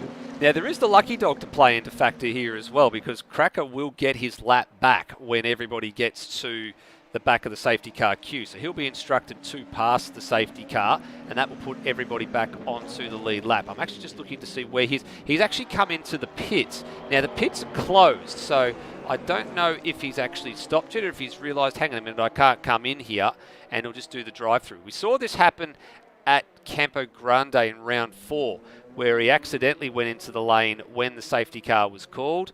This will be the telltale sign as he comes out of the lane. Nope, he's realised that he wasn't able to stop, and he's continued on. So Brody's probably warned him in the chat, hey, you can't pull into the bay, just get going and get your lap back and worry about it later. Still a long time for all of these cars to get back to the safety car train. We're still waiting on, well, speak of Rody, and he's almost off at Lacombe, but, you know, the Lognan, Ross, Higginson group in Lacombe. Glenn Miles is just getting to Lacombe now. Braxton Stancliffe is at La Source, as is Brian Walsh, so they've still got plenty of time plenty of road to try and catch onto the back of the safety car train, which is in campus right now. Yeah, well, keep in mind a number of these drivers had found themselves off the road at some point or another as well. So they'd already lost a chunk of time and they were already trying to fight it back. Now with the safety car in effect, they're essentially just going around at a reduced pace, probably about 2/3 their normal speed, just to catch up to the back and just, you know, they know that's not going to go green for another lap. And that says to me they're not planning on stopping, they're not planning on coming out of the safety car queue, that they're just going to catch up to the back of the train and see what they can do. Also, keep in mind that their laps were about 5 to 6 seconds a lap slower, so they were a fair bit of distance to cover. Correct. Now, the important thing I'm going to be looking forward here to seeing is what happens when we get to the pit entrance. That's the bit that I'm going to be most interested in, as I think we've got our camera up on high here, sitting at the final chicane, ready to go, so we can see anybody look like they're going to peel to the lane. So here we go, everybody going through. Rosella doesn't fake anybody out. Lewis is trying to fake everybody out. Everyone's faking everybody out. Oh, there goes one of the McLarens. There goes Turmo, and there goes Redmond. So a couple of strange decision. So a couple of drivers taking the bait. Brendan Ross is going into the pits as well. So that's 3 drivers have taken the bait and gone in for stops. I'm with you, Bagsy. That's weird. If it was like a safety car coming out with or going back in with like 10 minutes left, yeah, then maybe. But we're gonna see like 2 or 3 laps. There's not going to be enough time to get a proper yield, especially for Turmo, who was in we're going to see place. 1 lap. Yeah, we're probably going to see. Mind-boggling. It is fairly mind-boggling. Turmo's going at him. And Turmo sort of Brendan Ross, I think, probably was a smart call. I mean, he had nothing to lose. Redmond was in the top 10 here. Turmo was in the top 5 here. I think Redmond just likes passing. Yeah. Now there is a now Cracker's now just slowly trying to make his way past the field. There he goes. He's got the lucky dog, and he'll have to make his way past and get his lap back. So here he goes. And he's just got to be careful just to make sure he picks his way through the field. That's nicely done. Run Rosella off the road. And then there he goes. Yes, so he's got Bagsy is definitely the chaotic energy in this group of 3. Yeah, everyone loves a bit of chaos, everyone, and no one more than Bagsy. So there goes Cracker. He's got his lap back now. So now importantly for him, I probably expect that he'll come in and have a pit stop of some nature, probably to repair some damage, I would have think. But you don't want to be in the lane for too long. We don't know if we're going back to green flag running at the moment. No, not this lap. So the last lap was 3 minutes 30 for Luke Rosella, but that included him catching the safety car, and he didn't catch it till about halfway down the Kemmel straight. So expect this lap to be closer to 4 minutes. So there will be, and the safety car should come in after. Not the end of this lap, but the end of the next lap, which would mean we'd have a 1 lap sprint to the end. Yeah, essentially, you're right. While the safety car is out, even if the timer goes to 0, it will just keep adding on the laps until the safety car comes in. So it's a strange and unusual thing for GT3. We normally don't have these sorts of finishes. I'm actually, Bagsy, you and I have called a number of these races over the years. I'm trying to remember the last time, if at all, we had a safety car on the circuit when the clock struck 0. Been a long time if we haven't had one. I don't recall one. Yeah, it would have been a very long time since we've had it. We had one last year. What we're saying is we're scheduling a pile up for about, for approximately 2 laps time. Probably. I remember last year in the ASR Enduro Cup we had one at the Gold Coast in one of the race that was won by Scott Stancliffe and Tim Redmond. That happened to be a safety car that came out and took us right down to the last lap, and then we had a 1 lap sprint finish afterwards. But I don't recall there ever being one in GT3. Cracker's actually not gone in for a pit stop. He's actually continued around, and he's now heading down towards Oak Rouge now. Otherwise he might not have caught the field. Actually, no, he would have caught the field. They're going very slowly. Yeah, they're going quite slowly. It would have been a matter of how long the damage repair would have actually been that kept him in the lane had he have managed to go. But I mean, for his sake, you get points paying all the way down anyway. So even if you've got a little bit of damage, there is no point coming in at this late stage. Just stay on the back of the train, pick up the remnants of any accidents that happen ahead of you, and worry about the damage afterwards. Safety car going around again. And that means I think that we will only get 1 racing lap in, because the timer will expire on this safety car lap. And Bagsy, let's have a look. You were pretty on the ball. Flag next time around. You said it would be about 4 minutes. Luke Rosella's lap time there, a 3:58.6. So well done, Bagsy. Yeah, very good. Look at that. All right, so Bagsy has confirmed it looks like we're going green flag racing next time around. So we're going to be 3 or better part of 2.5 minutes past the cutoff, or the half-hour cutoff at the end of this race. So this means that this race is going to go the better part of, what do you say, Bags, about 35, 36 minutes by the time this is over and done with.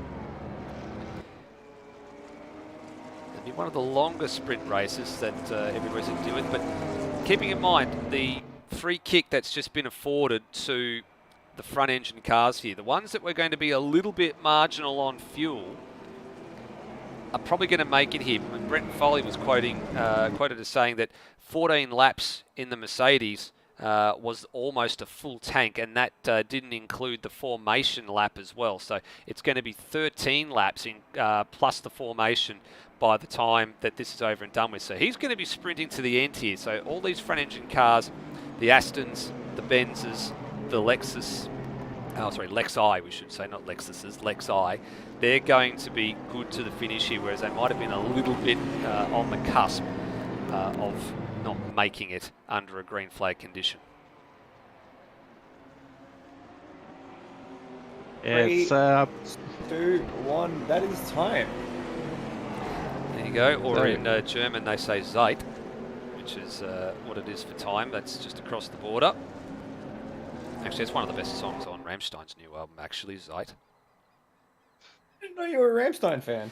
I've been into metal lately, going back through a whole bunch of back catalogues, and that was an album that got released actually not that long ago. It's actually, that is the title of the album, Zeit, and it's actually one of the title track as well. Actually stands for the Zeit is the German for the word time.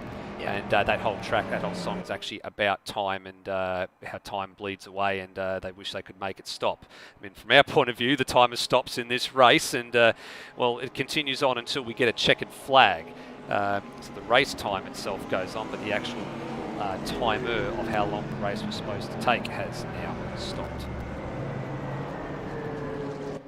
Oh, it actually is recently, like, as in a month or two ago. Yeah, in the last month. I was thinking you were meaning recently as in, like, you were doing the thing where it's like, oh yeah, it was recently, and then it turns out it was actually 8 years ago. Yeah, yeah, just the other day, you know.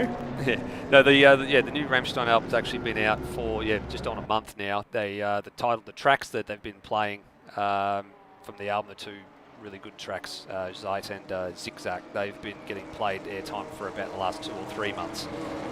So there's been a bit of build up to that album, but one of the best German, I guess, bands to come out of Europe as well. And the best part about it is, like, they sing in German, so when you actually go and translate all the lyrics, it doesn't actually translate the same way they would in English, with rhyming last words in that. It's rhyming based on the German language, not on the English language. So that's why it always sounds a little bit strange, but actually probably one of the best things I like about that sort of music is something a little bit different.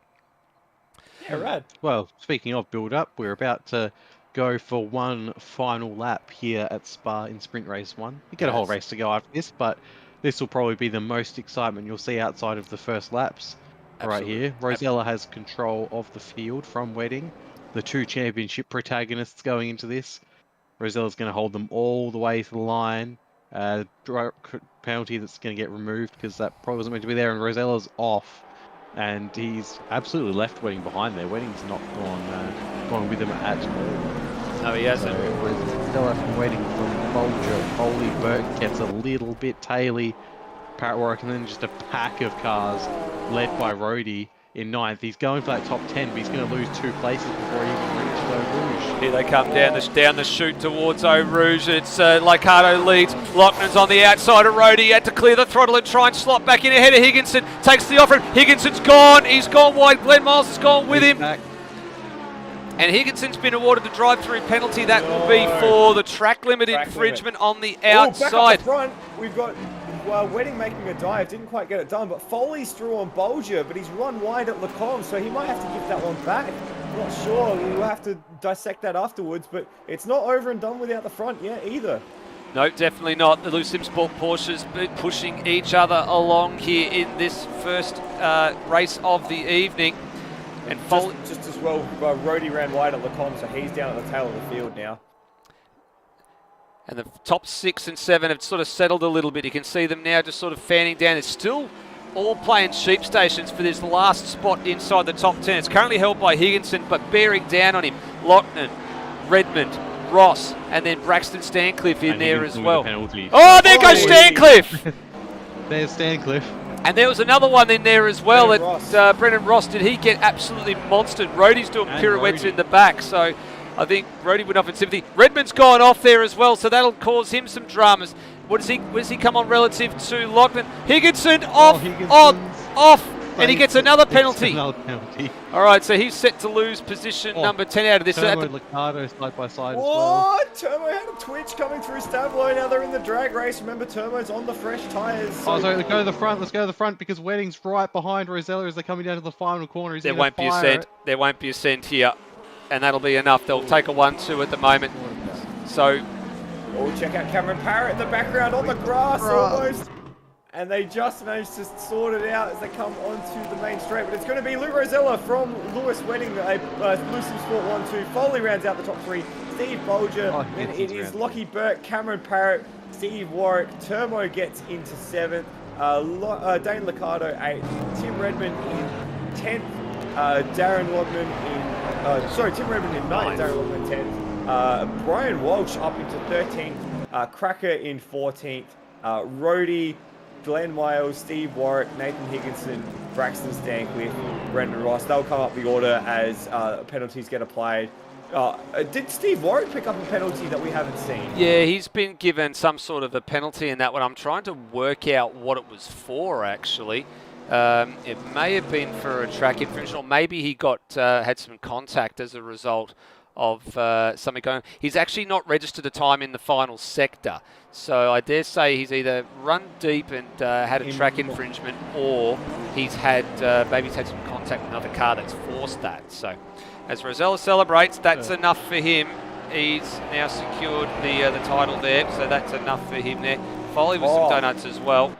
But Steve Warwick ran wide at the final corner, and we might not have seen the penalty pop up underneath the winner banner. So that might be a drive-through for track limits. Yeah, that'll be a drive-through any day of the week there. Glenn Miles, who was really unlucky with that safety car because he was running really nicely in 13th before that, has managed 14th with all those penalties and all the shenanigans on their last lap.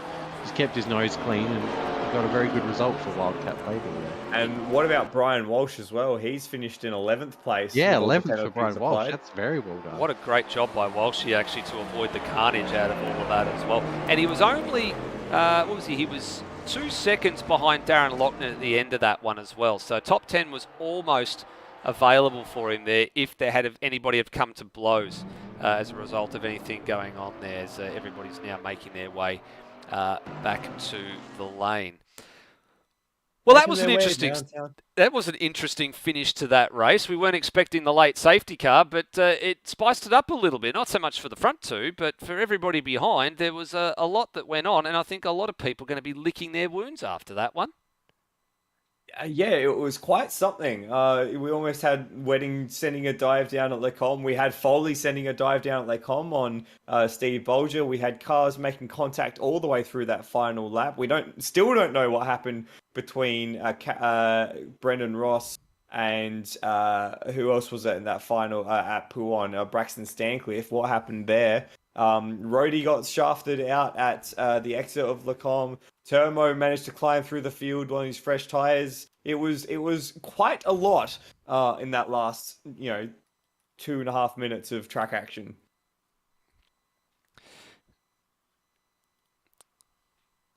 So out of all of that, Rosella is now confirmed as the new GT3 Series champion, so that's not in dispute. Lewis Wedding has done enough to secure second out of all of that, so we'll do a points calculation a little bit later on in the evening. Once we've gotten through the second race, we'll get through everything first, and we'll go from there.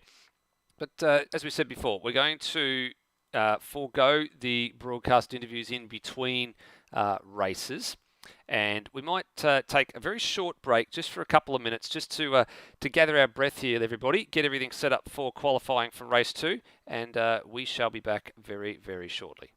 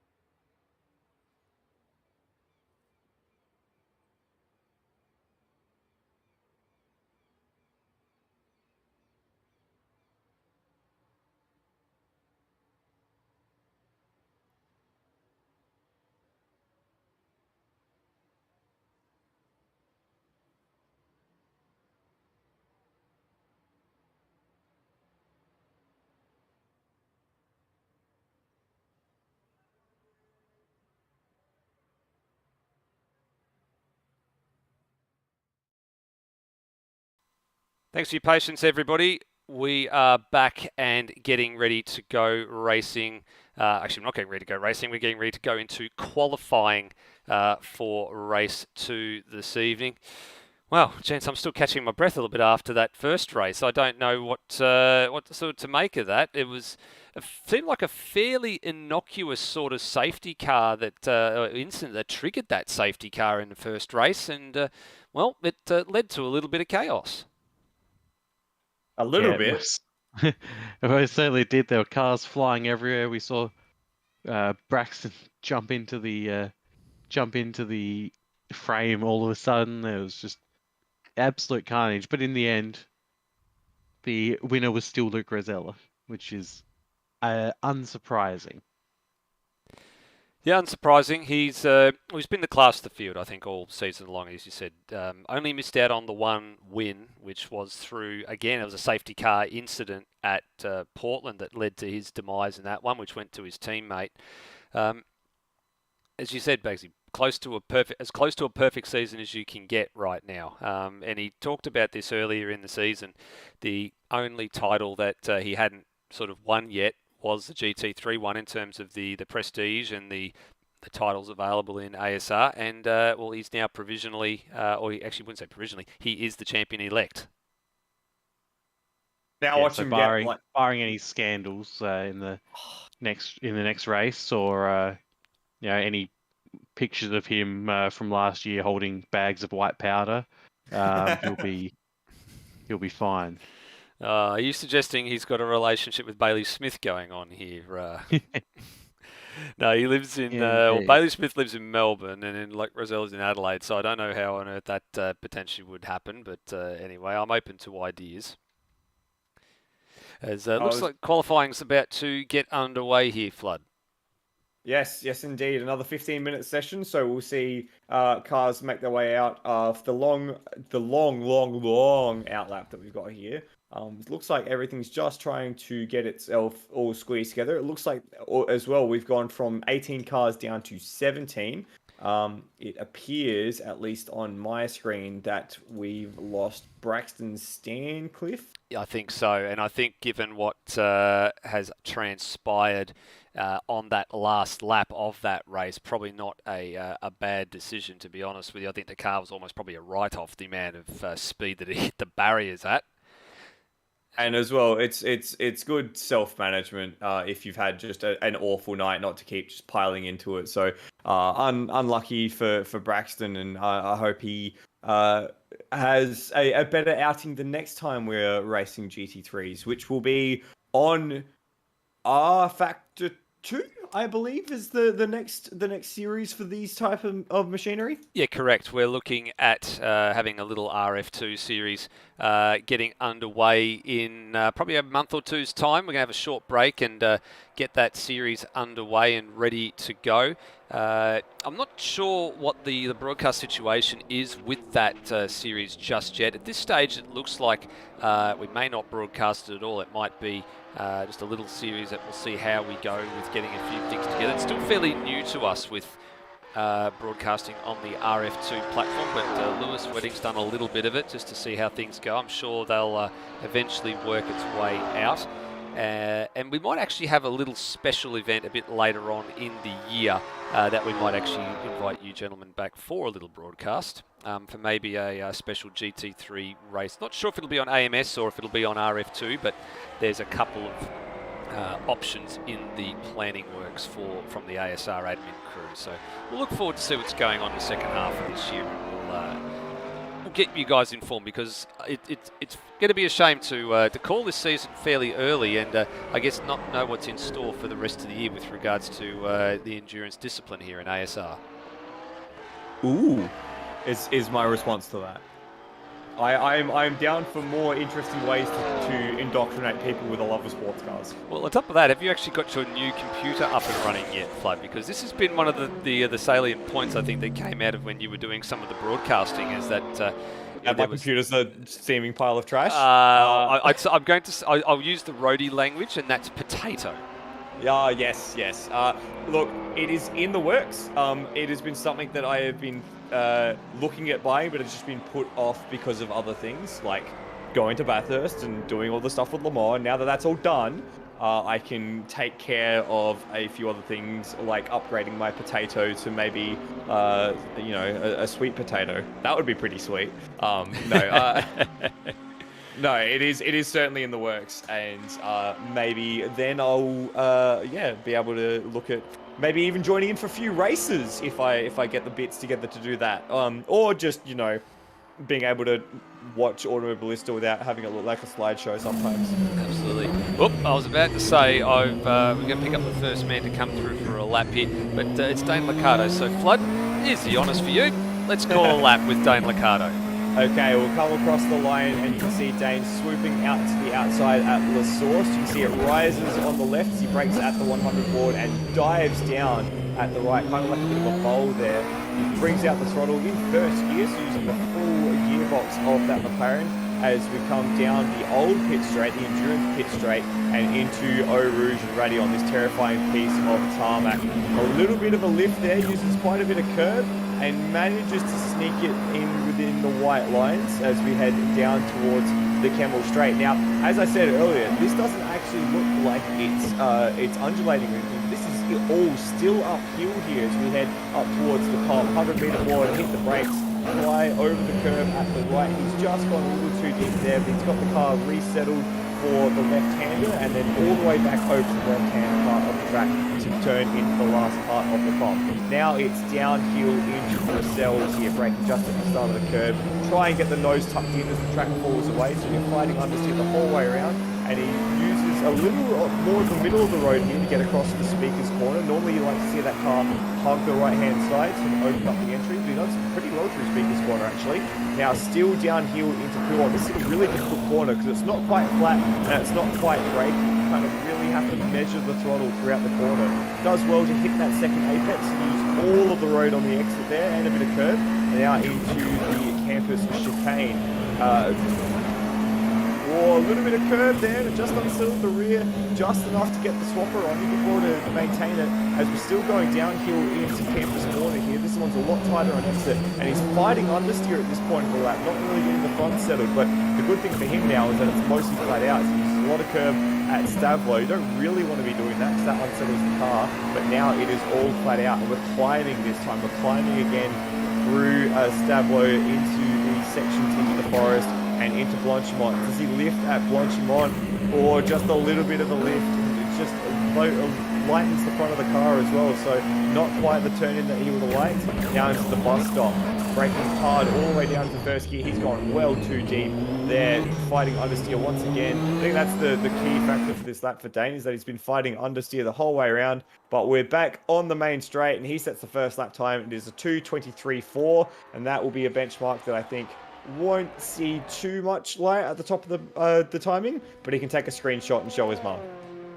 Oh, I'm curious as to what's happening with what's there. We've got Luke Rosella, Lewis Wedding, both staying in the pits. I'm wondering if they know everything's sewn up now, so they're just gonna maybe have some fun, sit at the back, and go for a first challenge along with Tim Redmond, maybe. Yeah, I would be some surprised. Fireworks. That'd be nice. I wouldn't be And then surprised, let Bagsy. everyone else fight it out, and by everyone else fight out, I mean give Brendan Foley the pole. Well, we'll soon find out. We're getting a third of the way through this 15-minute qualifying session at the moment. 5 times on the board. Tomo with a 2:18.9, currently heading the standings. We're keeping an eye on a few drivers in the field that have gone out sort of a bit later in the session to set some times. I think they'll all be looking at the fact that Wedding and Redmond and Rosella are all sitting in the pits right now and sort of rubbing their hands together going, right, this is our chance to get some airtime. This is our chance to shine, our chance to be on the front row, and someone other than them come up with maybe another little slice of ASR history and get their first ever pole position. That'll be what I'll be interested in looking for, as to who can possibly unseat Foley. We know that Bolger's had pole positions in GT3 before. Foley's had them. I don't believe Termo's had a pole. I know he's had a race win. He got one at Laguna Seca last year. But I can't recall anybody else in this field having a pole position. So there might be a little bit more of an incentive than otherwise would normally be an incentive on the table to go for pole here and go for broke. Actually, what is Brendan Foley doing? Where is he? Here he comes, down the hill into Bruxelles. And what was his first sector time? It was 38.7. So actually it was on the same footing as Turmo for a first sector time.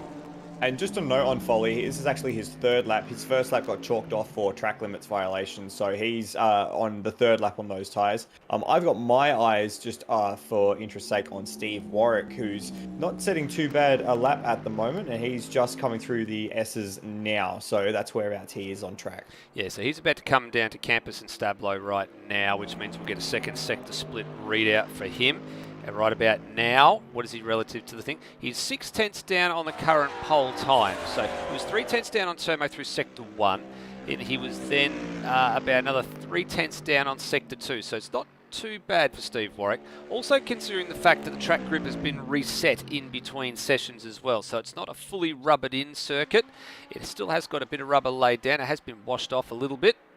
So times we expect are probably not going to be to the point of being in the 17s like we saw towards the back end of qualifying number 1, but nonetheless still expecting to see some quick times. Warwick to the line, going to be a 220.5, puts him in position 4, and here comes the bends. Just ahead of Cameron Parrott, just by the way, who set his best lap of the evening.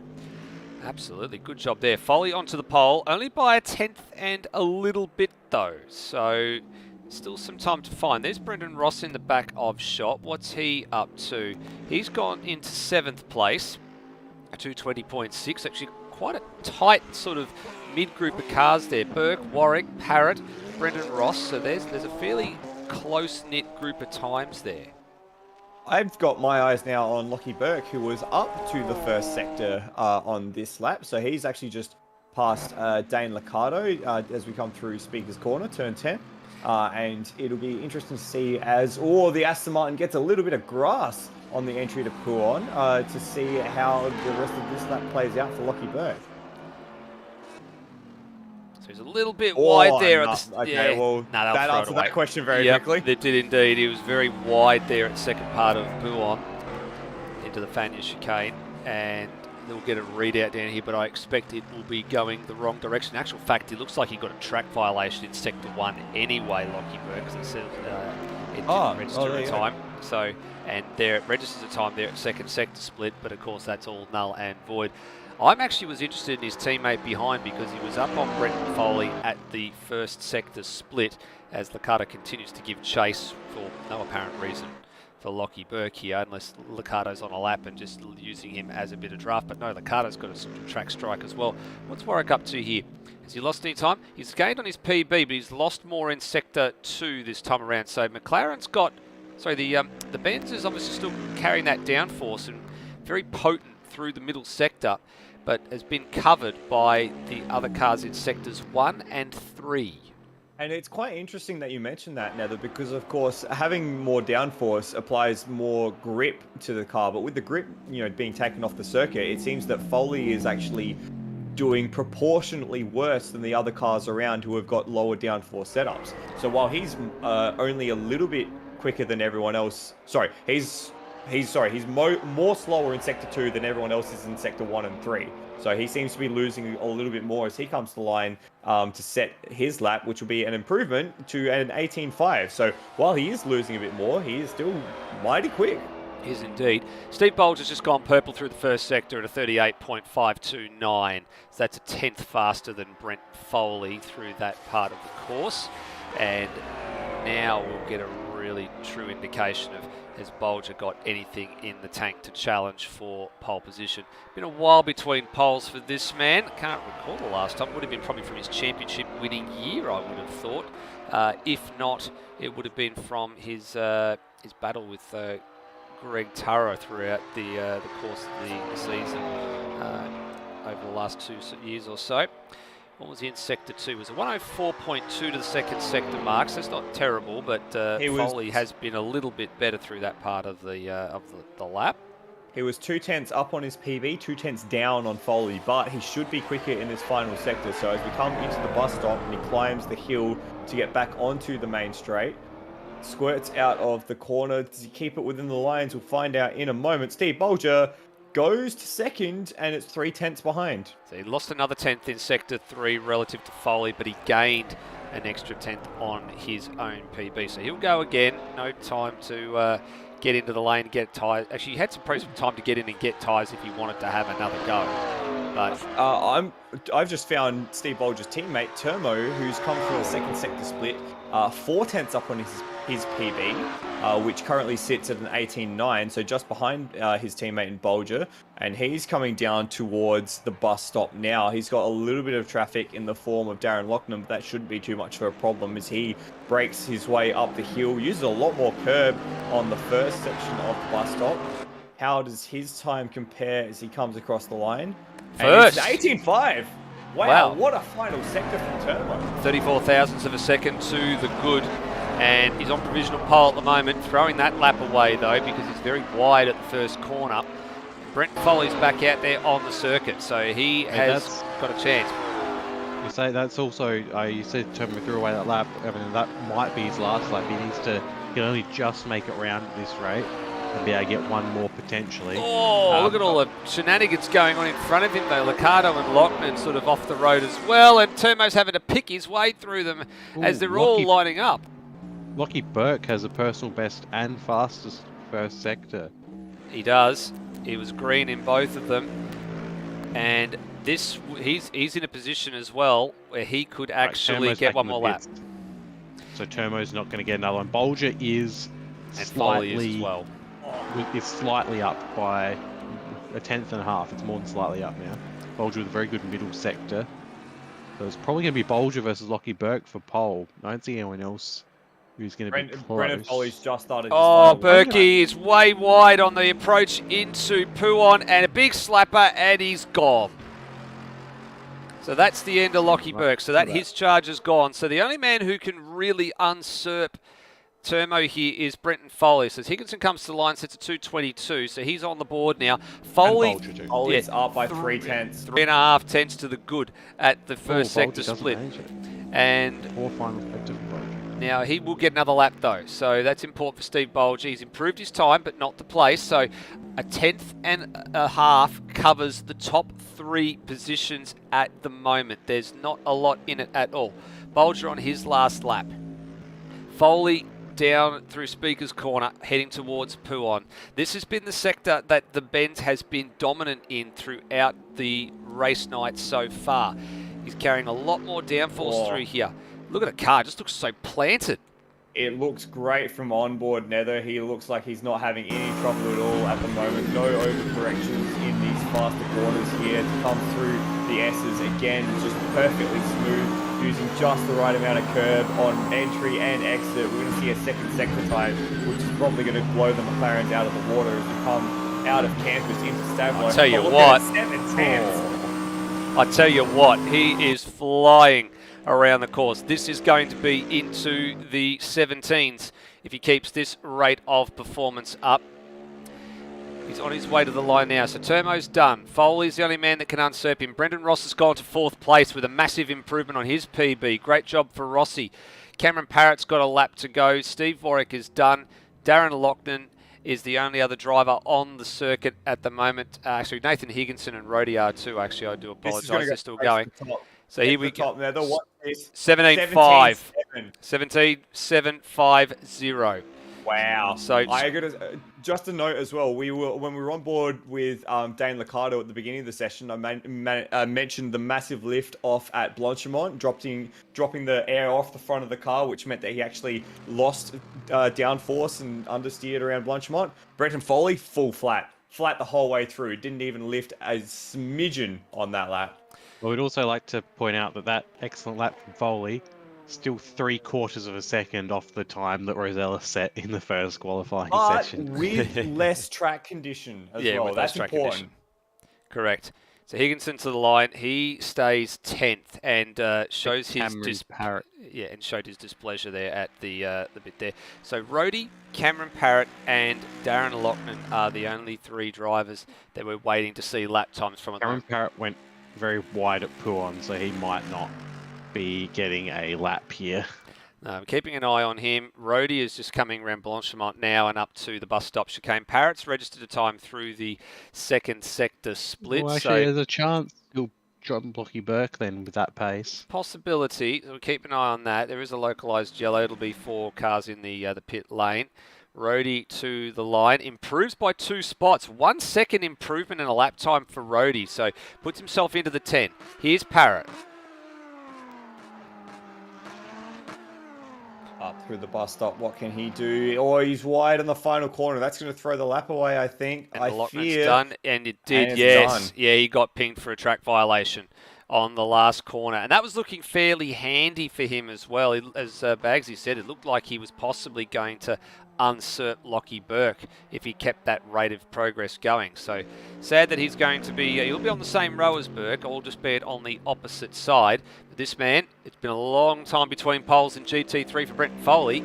He nails it while the other drivers decide they want to sit in the sheds and let someone else have the limelight for a little while. Now, lads, we get to watch a bit of chaos. A bit more chaos, in fact. We get to watch, well, it's either going to be one of 2 things. It's either going to be chaos or it's going to be a clinic. I don't know what it's going to be yet. I'm undecided. The prospect of either is still good, I think. I think so too. I think that we are in for a bit of a treat with regards to how the grid is shaping up here. So Dozer did not set a time in that one. Tim Redmond, Brian Walsh, Lewis Wedding, Glenn Miles and Luke Rosella. So 3 big guns off the back and the 2 Wildcat Playboy Ferraris along with them. Now, of course, the grid is randomised as well for those 5 men down the back. So I don't know where it is going to place them. That will be the interesting bit. Rosella could be placed 13th. He could be placed 17th. We're just not quite sure yet how that's going to unfold. Let's hope for the second. Let's hope. Well, from our sake point of view, we hope it's going to be the second one, but we'll wait and see how all that pans out. 17 drivers, better part of 12 to 15 laps remaining. Bagsy? Is it too early to start campaigning for the next GT3 season to have reverse championship order for the grid? I don't think it's too late, and I don't think it's too early either. I do. That's my personal opinion.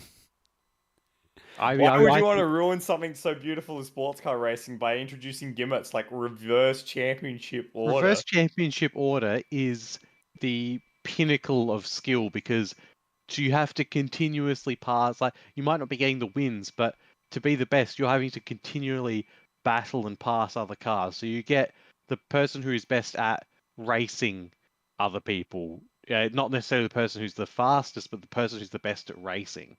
Nether, just a quick question. What's the format for next season's GT3? Do we know? Is it more like mixed sprint enduros, or is it just going to be more enduros? Because I think in a sprint championship, that sounds like a great idea because you want that kind of chaos, right? TCR, beautiful. Touring cars, absolutely. Sports cars is a bit more about the strategy and the endurance, and I think you're kind of missing the point. Yeah, well, I'm a bit unsure as to what the series is going to sort of hold for next year as well, or for the next season as well. There's been a little bit of talk about potentially, or originally the idea was they might be looking at holding like a, for the RF2 one especially, what they call a 360 series. That was the original idea, and the 360 basically meant across the course of the season, there was going to be 360 minutes worth of racing. I think it was going to be 6 rounds. So you can do the math on that one and work out how many, the length of each race, 60. basically. Yeah, it's going to be 60 minutes per race. So that's what the original thought was. Then there's been a little bit of thought around potentially just putting that sort of series on hold and saying, you know what, we might actually go with the formats that we've had for last season, or the season that we're running right now, which is 70 minutes, and then the 30-minute sprints, and then maybe the 90-minute ones, or maybe the 90-minute ones getting scrapped. There's not been really a definitive answer on how that series is going to run, but there has been a few discussions around possibly tweaking the format a little bit, just so it makes it a little bit interesting for everybody that's there. So it's not, an easy one-stop to the end or things like that.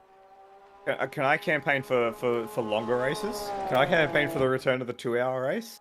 Can I campaign for 2.5 hours at Monza? Can I campaign for 6 hours at Monza? I was one of the reasons why we ended up in a bit of a drama with the long distance races causing some havoc. I mean, you guys know as much as I do. There's been a few AMS limitations with how long things can actually run for, but we seem to have been able to get on top of them in the last couple of months, especially going back to last year's Bathurst 500, where we ran for, I think it was 3 hours and a little bit minutes with the broadcast PCs, and we didn't drop out. So we think we've now gotten to a point where we can actually run those 2-hour races again. So I'll be looking forward to seeing some 2-hour races coming back into the fold. It'll just be again around about the timing and how to actually maybe execute those throughout a race week. I mean, especially, think about it this way: 2 hours on a night like tonight probably is getting a little bit too long, especially for some of the guys like Tim Redmond on screen, who join us, of course, from New Zealand, being 2 hours further in front on the world clock than here on the east coast of Australia. So probably then would suggest that anything like that would have to move to a weekend time slot or a special event time slot. So to answer your question, Bagsy, reverse championship orders are bad. We got there in the end. It's brilliant. Incorrect. It's a brilliant idea. Brilliant if you're into gimmicks like F1. Brilliant if you're into racing, actual racing between people. Like, it's all well and good if you want to watch a nice little parade where there's 5 minutes between each car, and you go and let's put the fastest person at the front. It's all very nice. You get to admire each of the GT3 cars as they go past, because you've got plenty of time, plenty of nice safe gaps between them, and only occasionally do they run into each other accidentally. You and my friend Daniel would get along. Daniel hates motorsports because he doesn't understand why they do qualifying, because why would you put the fast people at the front? They're just going to drive away. That's Daniel's logic. As we're watching a replay here of Rody doing something dumb. Yeah, just going off the circuit at the top of the hill. I think if the product is entertaining for not only us commentating but for the people racing as well, that will, and it also saves a lot of time, because then you're not having to do qualifying every week as well. You do qualifying in the first race, and that's all you need. Then you've already determined your pole position champion straight off the bat, quick one and done. And then after the first race of the entire season. Yeah, and then after that, reverse championship order, see what happens. I think if we do another sprint series, it's a good idea. For a sprint series, absolutely 100% sure, that's fine. But for an endurance... It's not super relevant for an endurance series, because eventually they're going to get ahead anyway. I'd love to see someone... this is one of the reasons that I love endurance motorsports. I love to see people outfoxing each other with strategy, and we haven't really seen it too much this season. I mean, the only times we've seen people outfox each other in strategy is the Porsches being able to do the 70-minute races on one stop, which is, ludicrous because they already have enough more speed. The balance of power outfoxing fairness. Everyone else, yeah. But things that, the best GT3 races I remember calling are things like the fuel mileage miracle at Monza, which was again, that was on strategy. Bolger made that happen by being strategic about it. Even things like the Spencers versus Lewis Wedding battle at Donington. Lewis Wedding sacrificed track position and then got stuck behind Wayne Spencer for 5, 6, 7 laps, and that destroyed his race. And Spencer got a good result out of it because because he out strategized Lewis Wedding, which sounds weird to say. That actually does sound a little bit weird when you mention it that way. As we're looking at the grid here, getting ready to go for race number 2 tonight. Race 8 of the championship and the final race of the season. Hard to believe that we've managed to squeeze a very small season into the first half of the year. And while the champion-elect is starting down in 14th, that's where the randomised grid has placed him, right alongside his teammate as well. Up front, Feel bad for Glenn Miles and Brian Walsh there. yeah, they're on the tail end of the field. I think That's just mean. well, if anything's to go by, Bagsy, we'll be interested to see what they can do from the back anyway, because they did keep their nose clean for a fair bit of the first half of that last race. Right, you say it's easy to see what they do from the back. That's generally where they start most weeks anyway. So we'll just be seeing what we usually see from them, which is generally finishing the race ahead of all the suckers who push too hard and crash out. Yeah, well, that's what it was in the first race. Look at Brian Walsh finished. He finished in 11th place out of 18 cars. So anything is possible. It would be better if Wedding and Rosella were behind them. Give them at least a chance to defend someone. Well, let's have a look at this grid, Bagsy, because it's the last time tonight we get to see the magnificently painted field of GT3 cars going round. It's something that I don't think I've mentioned as much this season, but everyone's paint jobs once again. Like, people put in a lot of effort to these, and whether they be complex or simple, they've all done quite well. So with that, Brenton Foley in first position. He gets a pole position this season. Rosella technically not getting a perfect season of poles, but let's be honest, we know he would have got this one anyway, so I think it's fair enough to call the perfect season in qualifying for Luke Rosella. Turmo in second with Steve Bolger. He's actually out-qualified Steve Bolger, but the two Gravel Rash McLarens will be going at it in the second and third positions. Brendan Ross alongside Steve Bolger in fourth. Lockie Burke now has Cameron Parrott between himself and Steve Warwick instead of starting next to each other like last time. Darren Logan up in 8th place. Rhodey starts from 9th. Dane Liccardo is in 10th. Nathan Higginson up in 11th, and I believe he's earned enough points to jump up his team in the team's championship. Correct. Cracker starts from 12th in the Lexus. Tim Redmond in 13th. Then we've got together Luke Rosella and Lewis Wedding, neither qualified, who will be in the lead at the end of the race. Well, will they make it the lead is the more interesting question. 30 minutes, you'd think they probably will, but Foley's going to have quite the head start. And then Brian Walsh and Glenn Miles in Wildcat Playboy bringing up the rear. And since I was talking about liveries, I do think that they have got the best livery this season for mine. I do quite enjoy that Ferrari livery. Ooh, big statement. Which is, even though the chrome, I do appreciate the chrome Vodafone livery that PBF went with. Yeah, I do think the close second is the Gravel Rash ones. For me, the Gravel Rash is my favourite. Their combination. Excellent. Yeah, I agree with Flood. I'm with Flood on this one. I think the Gravel Rash Racing ones are probably the better ones. But special mentions to the Wildcat Playboy pair and the Warwick Racing team, Astons as well. I think they've done a fantastic job. Just a couple of different cars that have been subtly offset, being a reverse base paint scheme of each other. Special honourable mentions to those guys. Everyone's done a fantastic job regardless, though. All right, down to the bus stop chicane. Safety car will turn the lights off and do this funny little awkward dance that it does to try and get into the lane. Someone's been on the go-berries a little bit too much here. Now, they've got to be careful. They've got to let the safety car get ahead of them in the lane before the timer will start counting. And to the line they go, right on cue. We are away for the second race of the evening. Foley bolts behind him, 3 wide. Ross, Turmo, Bolger, who comes out on top behind him? It's Bolger that surges past his teammate to take second place. All but briefly though. Brendan Ross, he now goes to the head of this little queue. Got a fantastic drive off of La Source, and he's going to be the second place car heading up the hill ahead of the Gravel Rash Racing McLarens. Slide by slide, Rhodey's going to go around. No, he's not. He is, Yes, and he there's is. a couple of cars at the back. They've all Miles. gone off, and that's Brian Walsh that's gone with them. Walsh, So sorry. Walshy lost out Just there, Walsh. unfortunately. All on his own road. He was a little bit sideways going up the hill. Here goes Oh, Ross and- down the inside of Foley.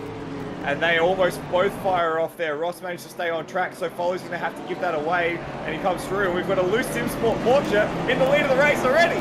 That was unexpected. But also, just look at where friggin' Luke Rosella is. He's in 5th.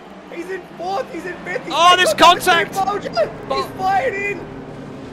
There was contact in the back, a shot there. I was keeping an eye on that, and Rosella had to take to the grass to avoid it. That's how close it got. Bolger saw him coming, moved it over before he hit the brakes, and Rosella had nowhere to go.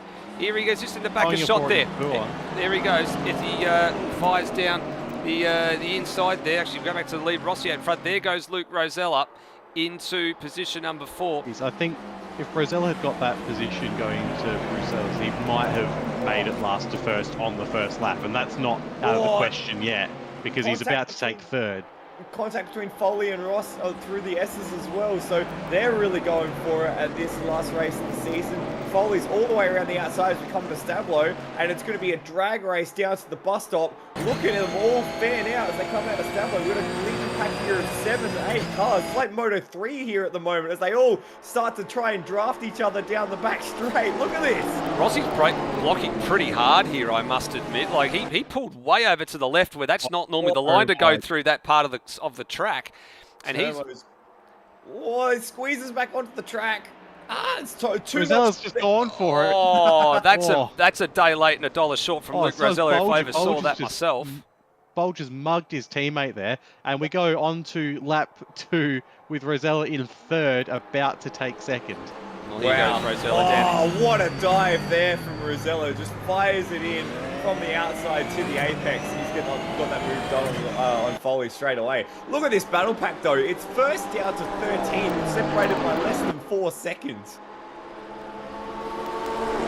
Rosella's about to take first place. Oh, he's a big wiggle, though. Maybe not. Absolutely massive wiggle in the middle of Eau Rouge. And I'm going off the radio, and he doesn't die, though. He manages to continue on, and he's going to try that 3 wide. Oh my God! It's a touch.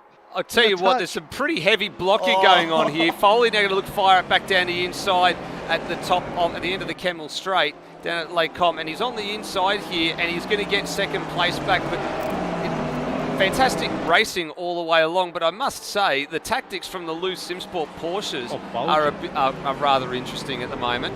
I think that's just Rossi. I think that's just how Rossi drives his car. Yeah, he's in the lead and he doesn't want to give it away for nothing. To be fair to Rosella as well, he was almost doing the same thing down the Kemmel Straight. Rossi's just playing line ball. He's keeping his line. There's a look from he's not. Rosella into Kuon again.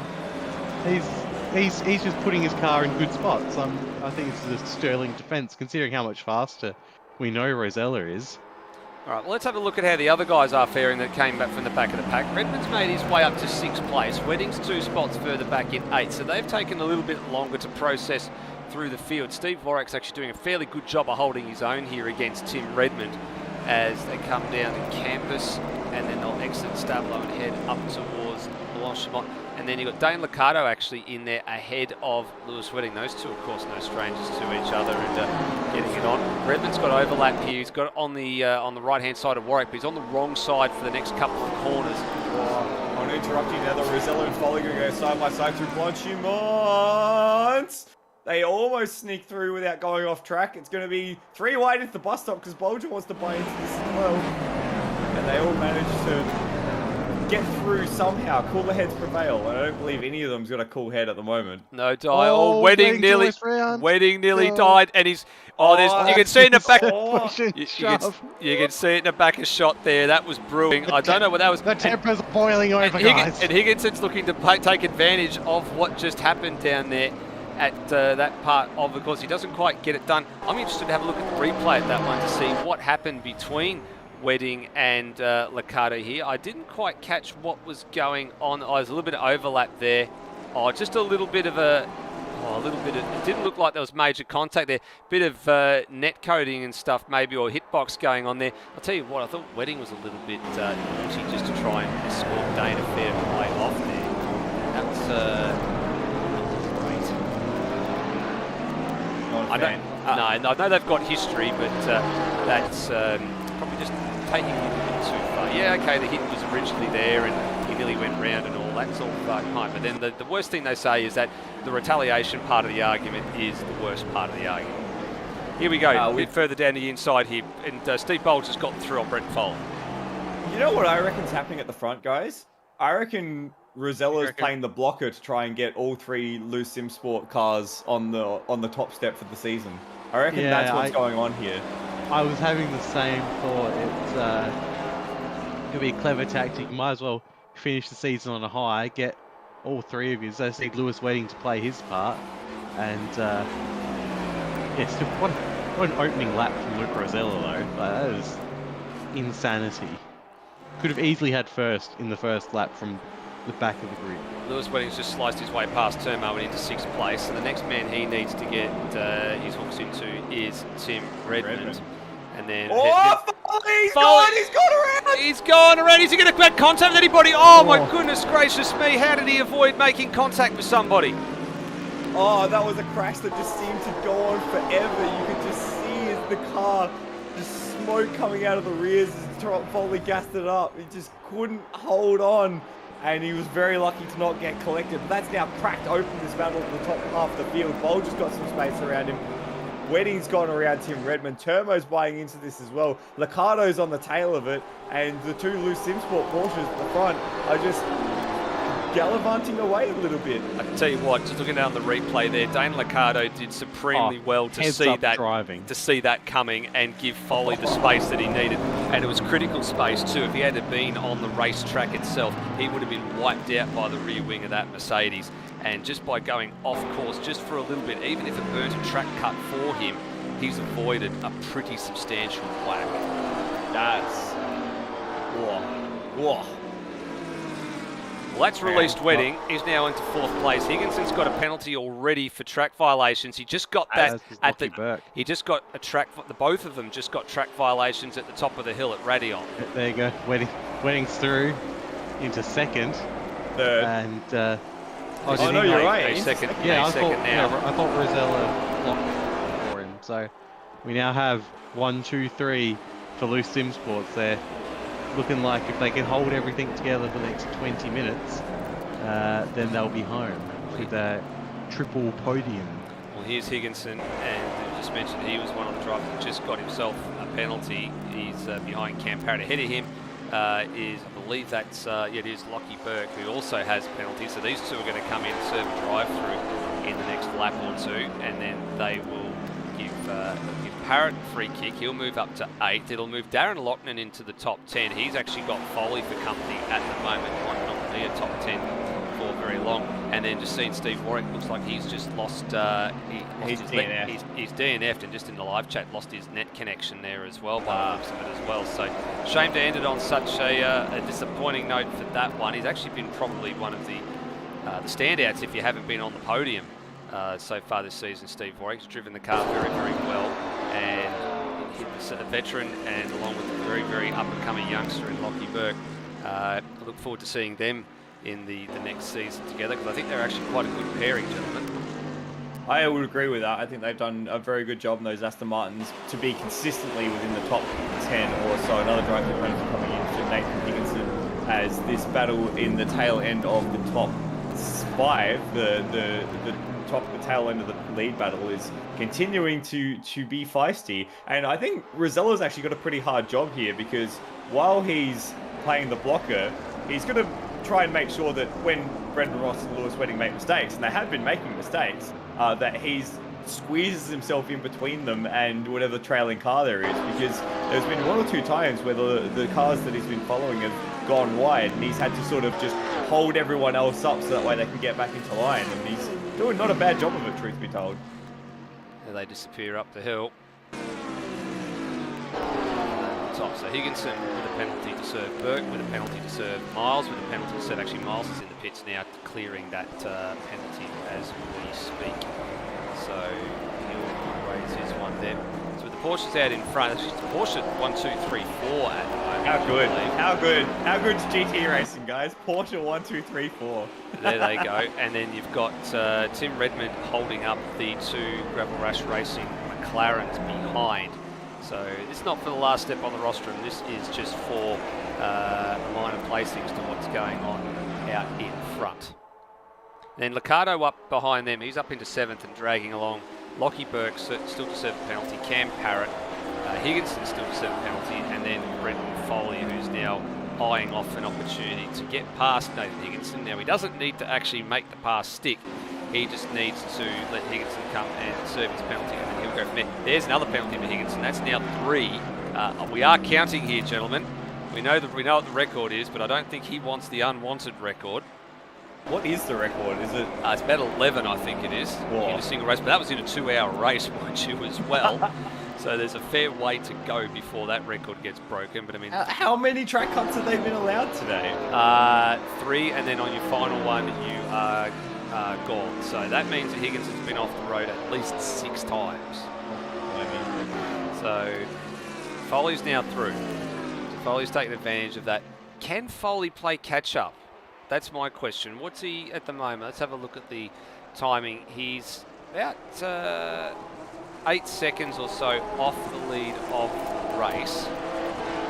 Get new fastest lap for Luke Rosella.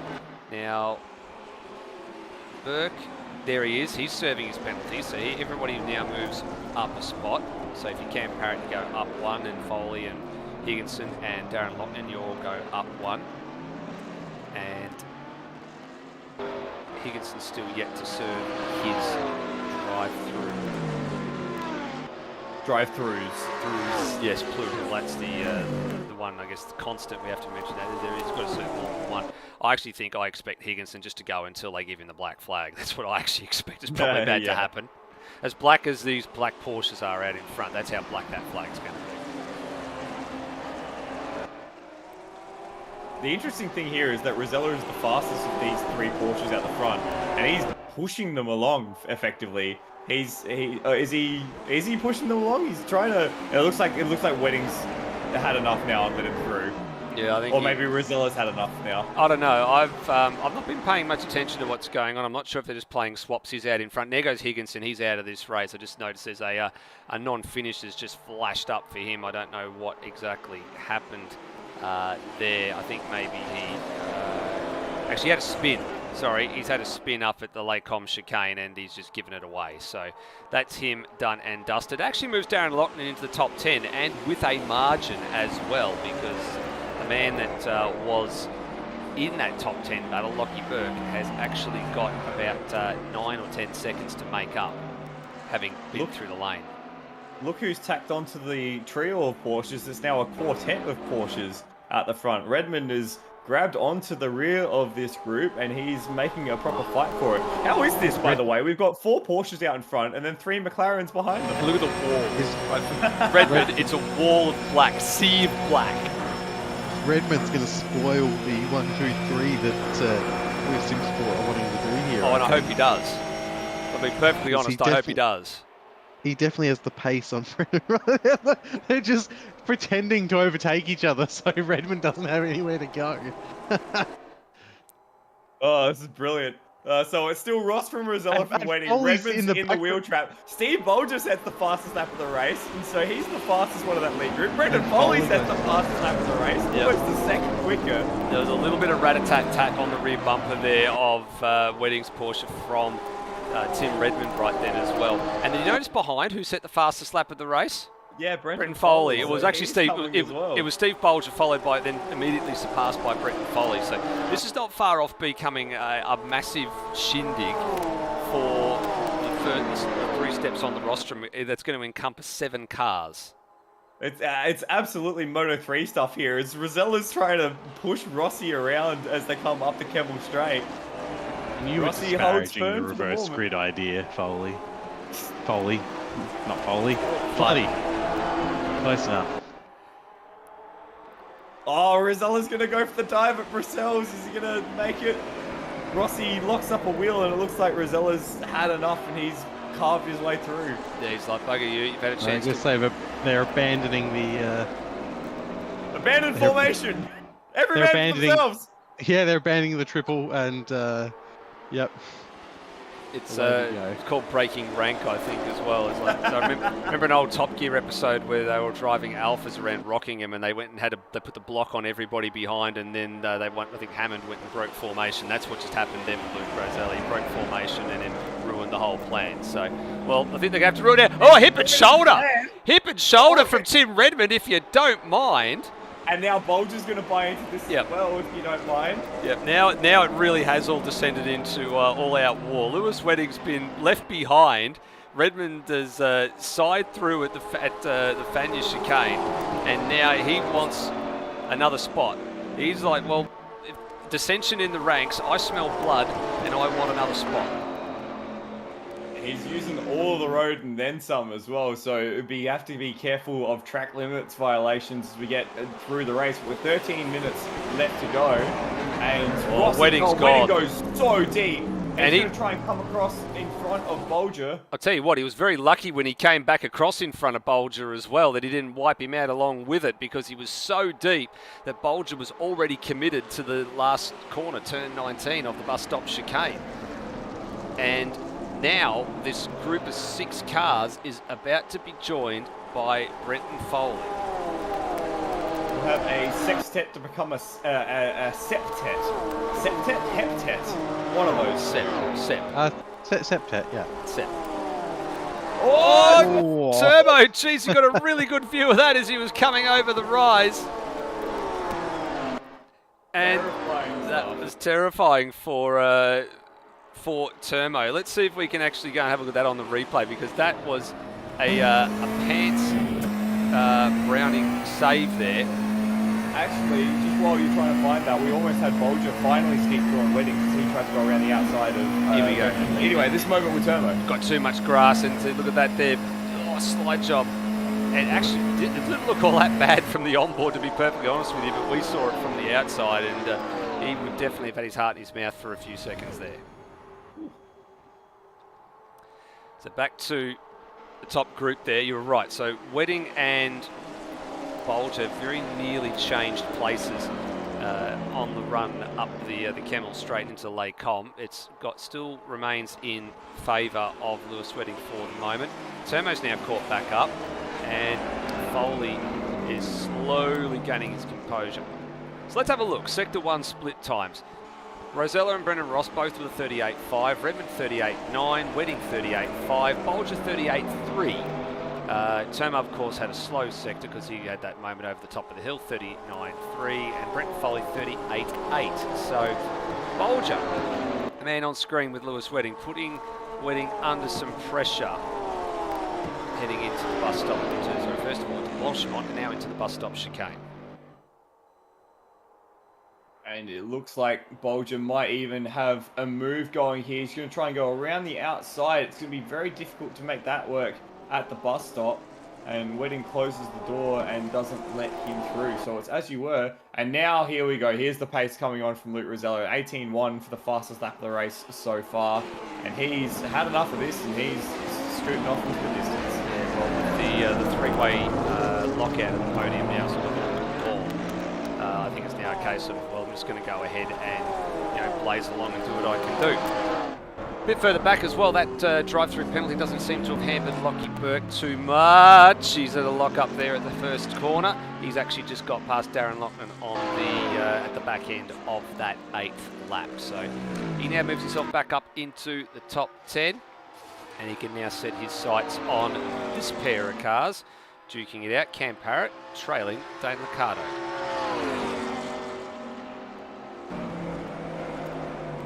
Parrott's kept his nose clean all night, I think, here, gentlemen. I don't think I've seen him put a foot wrong, whereas everybody else has juked and dived and been off the road or been involved in some sort of a skirmish. He's actually kept that Audi point in the right direction.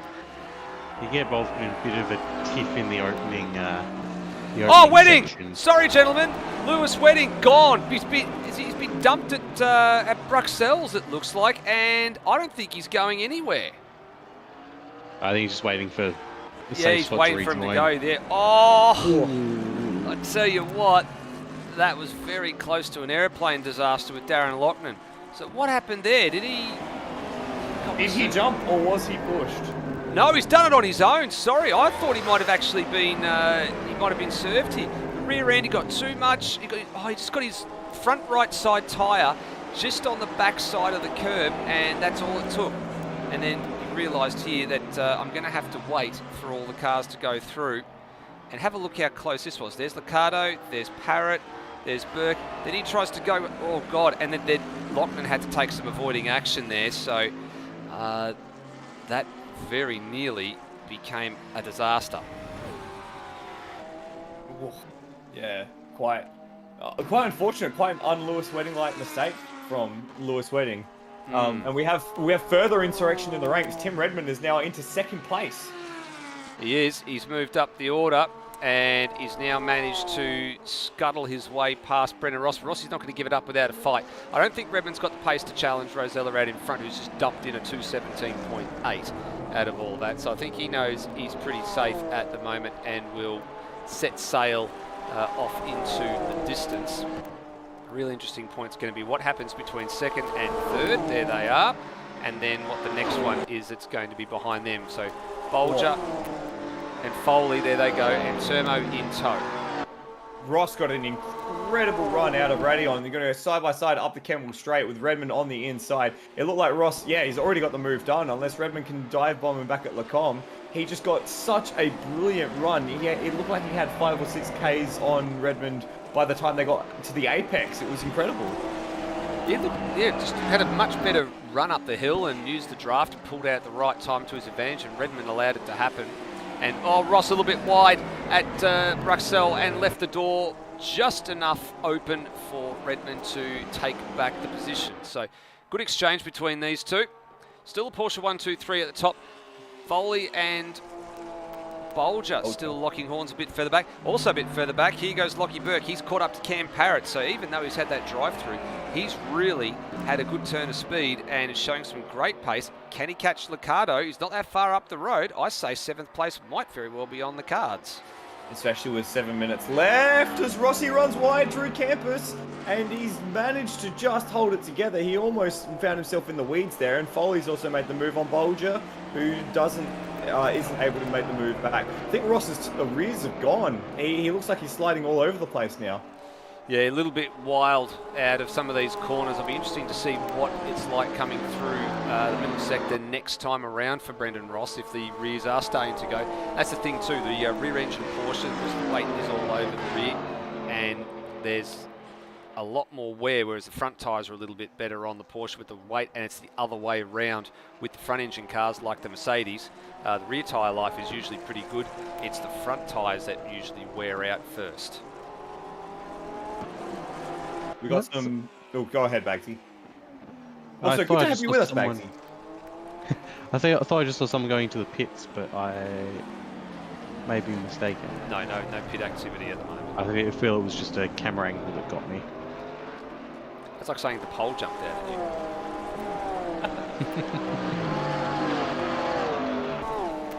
you. Settling into the groove here, 6 minutes remains, and still probably at least another 3 or 4 laps. Maybe a cut for Brady. I'm not sure. I know they did tune it a little bit. Yeah, keeping an eye on the sector times as they pop up to see if he actually registers a sector time, and he has. So lucky to get away with that one there. If you thought it might have been a cut, it might have been fairly close. So Trent now trails by 6 seconds. Brendan Ross.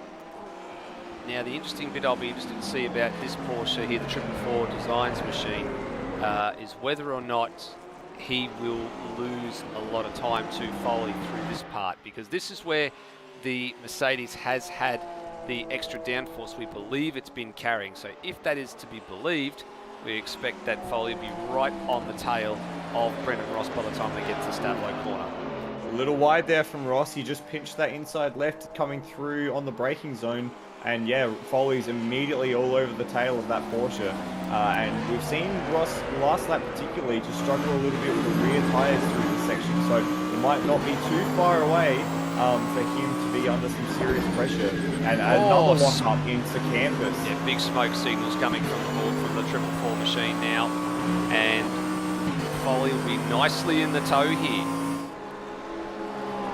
This is an aside. Purple middle sector for Tim Redmond, if you don't mind. So he's not looking like he's going to be too far. Well, he's looking like he's trying to make some tracks away from this group. As Foley's right in the wheel tracks of Ross. Is he going to dive for the inside as they come into the bus stop? Lands on the anchors. He's going to have the high ground here. Oh, slides the rear through the middle part. And he's got the position for now. Can Rossi drag up next to him over the main straight? It's very, very close. He's going to have to go the long way around. Unless he can dive towards the inside at La Source. And it looks like Foley has managed to snick that third place away from him at the moment. So it's now Foley on the podium, positions provisionally behind Tim Redmond and Luke Rosella. And a little tail drift for good measure going through La Source as well to just get the nose of that Mercedes brought around enough to do it. Although he's had a bit of a moment there, just sort of overcorrected and had to just get a little bit opposite lock here, and then Ross is right with him, heading down towards the Lacombe chicane. As he little pop out here and have a go. Turmo's trying to have a go on his teammate a bit further back, but no, he thinks better of it.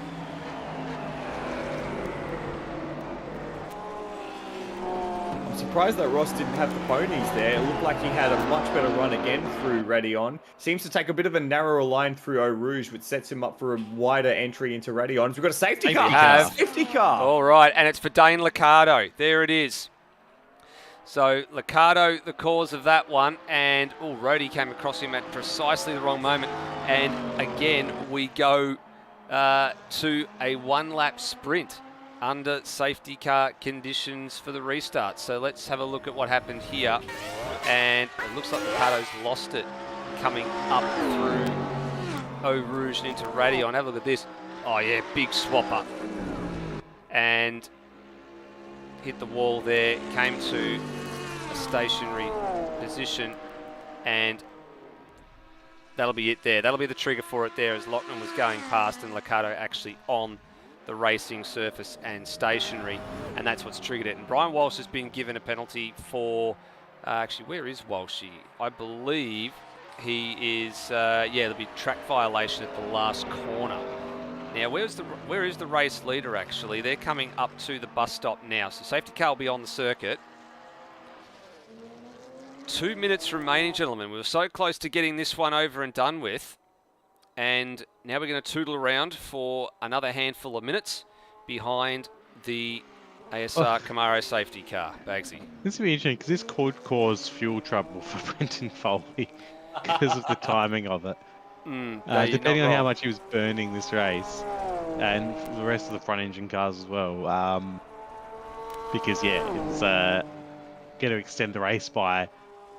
Admittedly, they're going to be slow laps, but 2 laps it's probably going to extend it by. Because it won't finish. The race won't finish on the safety car, will it? Always goes green, white checker. It'll always be a green, white checker. Yeah. I think the settings are actually different now to the point that the green, white checker is attempted, I think, and then the next flag ends the race. So even if there is a safety car called after if a safety car comes in, the green flag is shown. If the field cannot successfully execute the green, white checker finish, the next flag will end the race. That's essentially what it is. So even if the safety car gets called, then the race finishes under a yellow flag, but it will then still count. They won't try and reattempt the green, white checker a second time.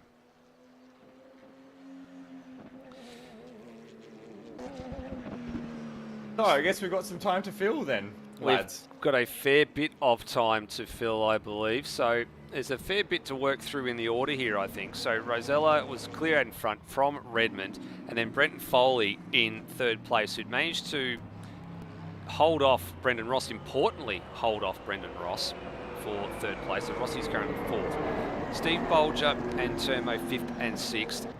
Lockie Burke. Now, I'm not sure what happened to Berkey after that, but he actually was ahead of Cameron Parrott last I checked. And then Wedding was behind Parrott. So now it's Parrott from Wedding.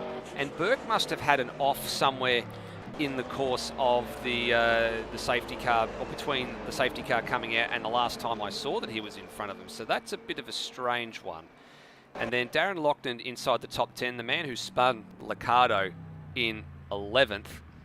And then the last few drivers in this race, Rhodey in 12th, Cracker 13th, Glenn Miles and Brian Walsh are the last of the cars. Importantly, all on the lead lap. So there's there are no cars that require a free pass this time around. So I figured out what happened to Lockie Burke. Okay. He started to go into the pit lane, stopped in pit entry, and then reversed out of it and got back onto the track. So that's why he lost X amount of seconds. Yeah, he realised the pits were closed and probably didn't know that the reason you could actually, what you could actually do is like what Cracker did in race 1 is just execute drive-through. Just drive through the pit lane without stopping. It's when you stop in the pit lane that you are pinged for a pit lane violation. So he didn't stop in the he didn't get into the pit lane. He got into the pit entry. So he got literally just beyond the wall at pit entry, stopped there and then reversed out. So he didn't actually make it into the lane. I'll tell you what, in that case, he's very lucky not to have been disqualified because normally reversing onto on the track like that would net you a DQ at the discretion of the stewards. It was literally only a car length. So yeah, very lucky indeed. I think he would have lost more had he gone through and done a drive-through because it was literally just beyond that red wall. The rear wing had just gone beyond that end of that red wall before he went in. Yep, well it is Lockie Burke importantly. Now that could be actually and Rhodey and Lewis a bunch Wedding. of others and Lewis Wedding. Now there they are. So Wedding taking tyres. He doesn't care. He's down the order now. Rhodey in. That's a front engine car. Lockie Burke in. That's a front engine car as well. So that's now ensuring that they can make it to the flag if fuel mileage becomes a concern. How hilarious would it be if Foley ran out of fuel on the last lap of the race? Oh, no, it wouldn't be hilarious for Brenton Foley. Let me put it to you that way. I'd find it hilarious. I'd be sad, but I'd also find it hilarious. Well, here we go. You can see the time is actually starting to count here, and I'm actually just wondering, has Lockie Burke had an issue of some nature? No, there's been Burke's had an accident at the pit lane. I'm not sure what's going on here, gents, but Lockie Burke's machine has come to a stop, and he's gone. So, oh no! I just noticed something really strange. I'd seen him beating Lewis Wedding out of the lane, and then this happened. So you can see here he comes down the lane, and then all of a sudden this happened, and I think he's had a game glitch or something going on, because then I'd seen his car was actually parked at the pit lane. It actually looked like he'd had some sort of a drama, like he'd actually hit the wall or something. So maybe there's been some sort of connection drama for him. I'm looking to see him he's still in the Discord, so obviously that must be a game crash of some nature. That is so unfortunate on the last day of the season. And that's a double DNF for Warwick Blackshaws Racing. Yeah. So is there the possibility that the Playboy Racing cars, just by virtue of finishing both races today, eclipse them in the championship? Well, this is going to be the interesting point that we're going to have to take a look at. So all the driving that Will Devonish has done in this machine, the Brian Walsh number 27, and same with Tim Redmond, could amount to them jumping them in the teams. We're going to have a look at this when we're doing broadcast interviews. So, of course, all the results will be provisional until otherwise looked at, but we're going to be, I'll be doing the provisional math while Flood and Bagsy are taking care of broadcast interviews after this race is over. Now, Bagsy, more importantly, have you got some word on whether or not we're going back to green flag? Well, I'm just wondering if we are, because the lap counter is saying we're on lap 14 of 15. And the safety car's it's going to do one more tour as far as I know, which means that it would just be the safety car would pit and then we finish, I've seen this situation happen before. What it will do is, if the safety car stays out, is it will go lap 15 of 16. Yes. So it'll continually add laps until we get to a green-white checker. Confirmation that Lockie Burke was running the VR mod and Steam VR actually crashed, so that's what's taken him out of the race. That's bad. So rough luck, Lockie. That being said, I didn't even realize you could manage to get VR working with this game, so that's quite impressive, honestly. So here we go. And I actually just noticed we've got 2 different safety car things on this on the system as well. We've got the old yellow one there. It says 2021. On the other screen, we've got the 2022 one. So we're going to keep an eye out for. I have to fix that in between sessions. I don't know what's happened there. So safety car is indeed going around again. And what we should see is it tick over to 15 of 16. Yeah, it will. I'd imagine it. There you go. Yeah, And there we we've go. got green flag next time around. There we go. So one more lap under safety car, and this one goes to a 16-lap affair. I'm on board with Foley, and his car is very quiet because he's in 6th gear and not using any of the accelerator very much. Well, let's have a go on the onboard here. I'm expecting him to clutch it a fair bit of the way. Let's listen. A little bit of throttle just to keep it going down the hill, but you're right. He knows that fuel mileage is a bit of an issue now. And in fact, Rosella's doing the same. He's in neutral, rolling into Eau Rouge. It'd be really funny if everyone ran out of fuel. Except What's for that? the ones who pit. Formula E at Valencia? Isn't that what happened? They all ran out of usable energy on the last lap? Yeah. I think they did. And up the hill we go.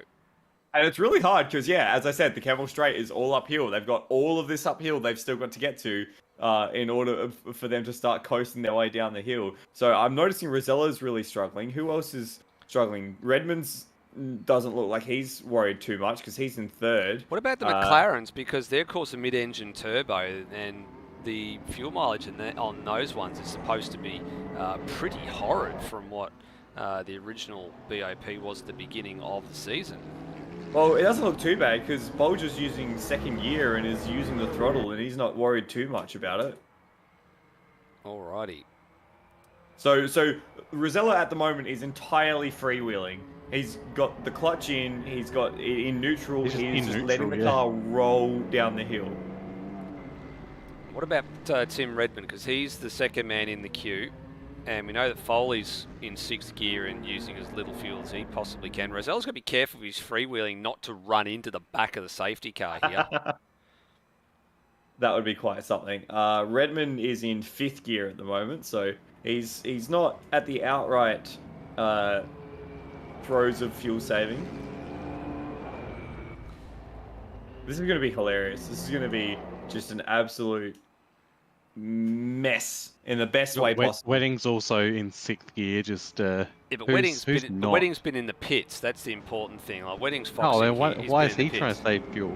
Maybe he only put 1 lap of fuel in. He might have only done tyres. He did tyres, and I think he did tyres, and he would have also probably put a little bit in just to, as a safety net. I would have thought because you don't. It's a random safety car interval, so you don't know what the duration of a safety car is going to be. Of course, we know when the drivers find out through Bagsy, we know that we're going back to green flag running. So here we go. Actually, this season, it's always been the minimum amount of laps. So yeah, I know the minimum amount is 2. The maximum amount is always 4. So that's this one's been in the middle. Both safety cars tonight have been 3 laps. Are we going green this lap around? Yes, we've been confirmed we're going green this time around. So that's why you're seeing a fair bit of weaving going on behind the safety car. Everyone knows we're going back to green flag, so they're trying to get the heat into the tyres fairly quickly. All right. So for the last time tonight, and the 2nd time tonight, we go back to green flag running with a single lap sprint to the line. 7 kilometres and 19 corners to finish out the season. Can Redmond snaffle one from Luke Rosella? Can Foley get into the mix here and be a bit of a disruptor? Safety cars coming into the lane right now. Redmond's got to go in the first corner or at the end of the Camel Straight, otherwise he's not going to have a chance at winning. Yeah, I think you're right, Bagsy, and they've got to get away from Brenton Foley pretty quickly as we go back to green flag running. Gentlemen, call this one. And to the first corner, it's a good jump from Rosella. Redmond's not quite had the run he needs. He's going to be under attack from Foley. Oh no, maybe not. They both have moments though. So Foley's still in it. We see at the back, there's a bit of side-by-side action with Lewis Wedding, but Rosella far, far ahead as they go down into Eau Rouge, up over Radio. Everyone's playing quite nice as who was that was fired off the inside. They made it, but Foley is going on Redmond. Redmond's not going to have a chance at lead. Foley wants to go all the way around the outside. Brendan Ross pushing them along as well. You see Glenn Miles very wide in the background, and Foley makes second. He does. He gets second. He wraps around Tim Redmond at the end of the Kemmel Straight, which is what you said Redmond had to do to Luke Rosella if he was going to have any shot of winning it, but he hasn't, and Rosella has bolted, checked out at the front. So now it is Foley heading Redmond. Ross is in there, so too Steve Bolger and Terma. It's your top 6. What happened to Wedding? He's moved himself up to P8 at the change of the flag there. He's challenging Cam Parrott and the Audi as they come down the hill towards Puon, and he's got a great run. Looks like Wedding will get through on the inside of Puon as they come into the entry. Parrott makes it super difficult for him, and there's touch, there's contact in the middle of the corner. You don't need to be doing that. There's another contact there as well. Wedding's just getting a little feisty here on these new tyres, and he's really hassling Parrott, who's not moving an inch at the moment. A bit further up the field as well, Foley has got still got Redmond for company. Redmond not letting him get away here, looking for a podium position. Through Stavlo for the last time. Rosella's got it sewn up. The one we're going to be interested in is what happens at the chicane. That's the most important thing. That's the opportunity Redmond needs. Foley boxing on, leaving him no inch of room, no quarter given. Through the fast Blanchamont for the final time. Redmond glued to the rear wing of the Benz. Can he throw something up the inside or the outside here? No, not quite far enough. Wedding's round, Parrott's round. There's a big crash in the background. There's a massive contact there, certainly. There's a massive crash in the background. Rosella wins it. Foley holds off Redmond for second, third, and fourth across the line. Going to go back and have a look at this incident. Wedding's not actually lost. As Brian Walsh spins on the final corner, he's going to actually lose a couple of positions here. So he's going to lose at least one. He's going to reverse across the line ahead of Cracker. Who's going to make it across? I think Cracker's just beaten him. So Brian Walsh, not quite. Let's have a look at this accident you were referring to, just coming across the line. Here's a Captain Parrott was fighting tooth and nail. He left Wedding a fair amount of room on the other side there. Oh, incidental contact and whack.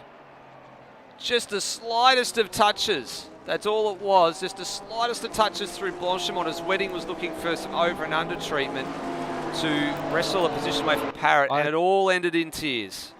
I think Glenn Miles has run out of fuel in the final corner. But that's why Brian Walsh stopped, and he's trying to go back to help him. Oh no! Brendan Ross has run out of fuel as well. They're all coming to a grinding halt here at the moment. Walsh is through. Miles has gone back to the lane, and yeah, there's pushing going on. There were definitely drivers that were close, if not to, running out of fuel. Glenn Miles DNF'd. He didn't make it home. Yeah, so that's unfortunate for him because that means he's not classified. He has not seen the checkered flag, so there'll be no points awarded for Glenn Miles. So that now complicates the finish of everything going on. Wow. Maybe it uncomplicates the finish. Maybe that means that WRC Blackshaw's are potentially safe here. Well, that would be exciting. Well, we'll go back and we'll figure that one out because that's a very interesting finish to what has been a pair of really chaotic races tonight, gentlemen. Went for a bit longer than we anticipated it would, but nonetheless, very entertaining, I think. You can certainly say that again.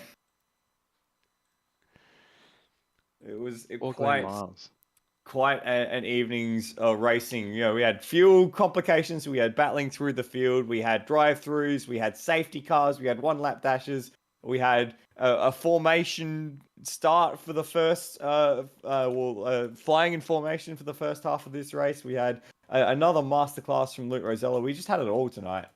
Yeah, we had a lot tonight, and what we were going to have a lot of in a few moments' time is we're going to have a lot of drivers descending on the box here. We've got race winners, series champion. We've also got all the gentlemen that were in the podium positions throughout the first and second races tonight as well. So we're going to get them up here. So we're looking for Luke Rosella, who won both of them tonight. He's about to join us. Brenton Foley will join us. I'm sure Lewis Wedding will, and Tim Redmond. I'm expecting to see them up here in the next few minutes, although I think Tim Redmond might have gone to bed, but we'll soon find out in a few moments' time as we slowly start to join us here. All right, gentlemen, where do we start? I think we got to start at the top, right? And the top is Luke Rosella. An almost perfect season for you.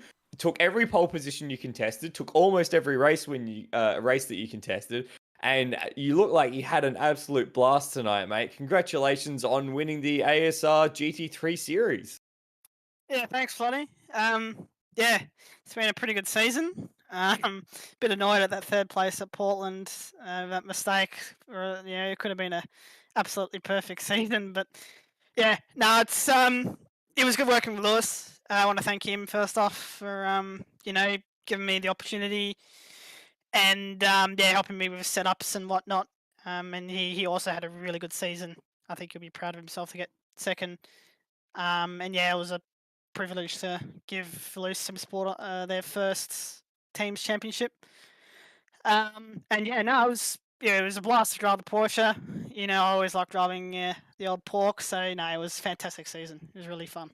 You just seem to have the answer in every situation. Didn't matter if it was a safety car or if you'd been, dropped through the field or strategy or anything. You just seem to always have the answer. Even today, when you were blocking the group behind, so that way your Loose Sim Sport teammates could have some time in the spotlight. You never put a foot wrong, Luke. Just tell us, like, how have you managed to be at the top of your game for the entire season?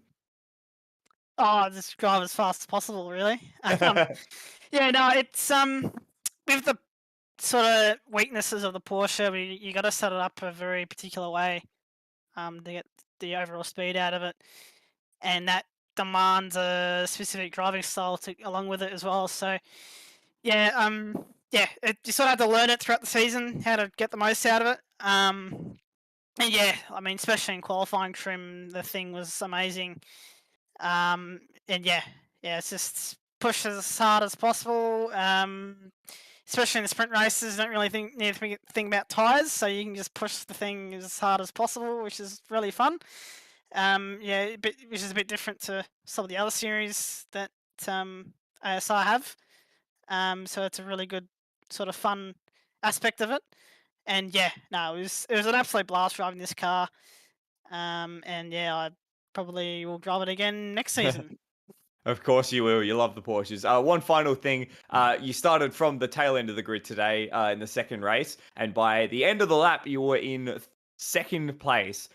How on earth did that happen? There's a couple of things. Everyone was going really slowly at the hairpin, and I sort of swooped around the outside and gained, I think it was like P7 at the end of turn 1. And yeah, the slipstream here is really good. I mean, I think it's a bit too good. And yeah, with the slipstream, it's pretty easy to overtake cars and keep with them throughout the lap. So that was another helpful thing.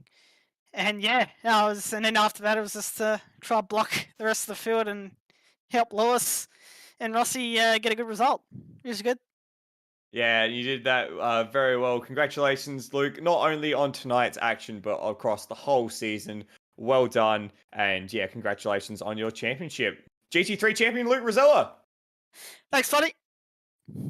I'll pass it off on to Bagsy, and he has... who have you got with you, Bagsy? Let's go with Foley. Had a decent recovery drive there after an incident on lap 1 where you managed to split the gap between a few drivers, and then pretty much a solid run straight up to the end, and then the safety car almost helping you out for the win, but just not quite able to catch up to Rosella. Yeah, made a couple of silly mistakes in both races tonight. Car was fairly average on a full tank. As soon as it got below probably 3/4, it really switched on. But the battling at the front in the second race really gave me the opportunity to pull it back. So I was pretty happy that they were battling, and like always, it was a lot of fun. How are you looking for fuel by the end of that with those extra safety car laps? I ran out just past Eau Rouge on the So cooldown lap. yeah, So I think almost, I crossed the line with less than a liter. yeah, not bad, but you had managed to save enough to be able to know you were able to fight consistently for that last lap. I knew how much I needed for like a full lap, full tilt, and then I made sure I had probably about 0.8 of a liter more than that in case it coughed, and it worked out to be just enough. It's worked out fairly well, and in the end, a decent points haul for you. I believe that it's Nether's probably got the. I think that puts you third in the championship. I Yeah, may be completely Foley. wrong. Yeah, Foley confirmed third overall. Yeah. So congratulations on third in the championship overall. Yeah, happy with that. I'm always happy to be top 3, and looking forward to next time. Thank you, Foley. Thank you, Foley. Second time I've confused the two of you tonight. And back to Floody for Tim Redmond. Oh, we got Tim Redmond in here. Tim, I believe we do. Yeah. awesome run tonight, especially in that second race. You've been jumping around all the cars this season, and yeah, you found something pretty special in the Porsche to finish off the season. Yeah, I certainly did. It was good fun being able to have that experience of going and trying a range of different vehicles this year. And I knew coming into it that I couldn't commit to every week, but I did manage to give it a good go either way. And you're right, the Porsches felt pretty good tonight. I did spend a little bit of time this evening after work when I had some free time while the kids weren't home to play with it and have a few laps. And I starting to feel pretty good in the car in the end. And obviously that showed. I had plenty of pace out there tonight. It was just up for a challenge. And you've been consistently doing the last to first challenge or the no qualifying challenge throughout the season. I know from the Super Series that you just love passing cars, but has it been more difficult to progress through the fields in GT3 than it was in the Super Series? It's a much different experience. Different car, different circuits. Obviously a lot longer ones. Spa is a good example of that. And I think generally speaking, the field is a lot stronger in GT3s, all things told. And everyone put on a good show. Everyone puts their best out there in these cars, and it's really great to see. And you finished off with a third place in tonight's race after a decent battle with Luke Rosella and the Lewis Sim Sport Porsches. What was it like tacking onto the group of the three of them at the very beginning and running in a quartet of Porsches for a little while there, and then trying to break through the wall of black and pink that was ahead of you? How did you manage to squeeze through that?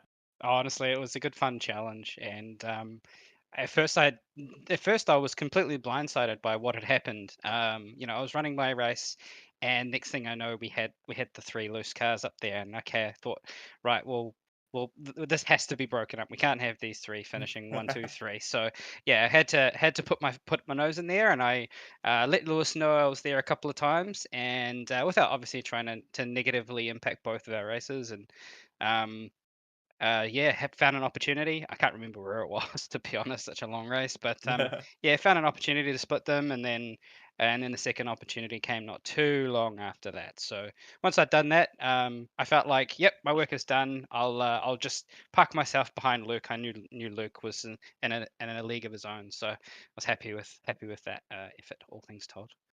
And great to have a chat with you to finish off the season, Tim. Congratulations on your podium tonight. And yeah, we can't wait to see you in the next one.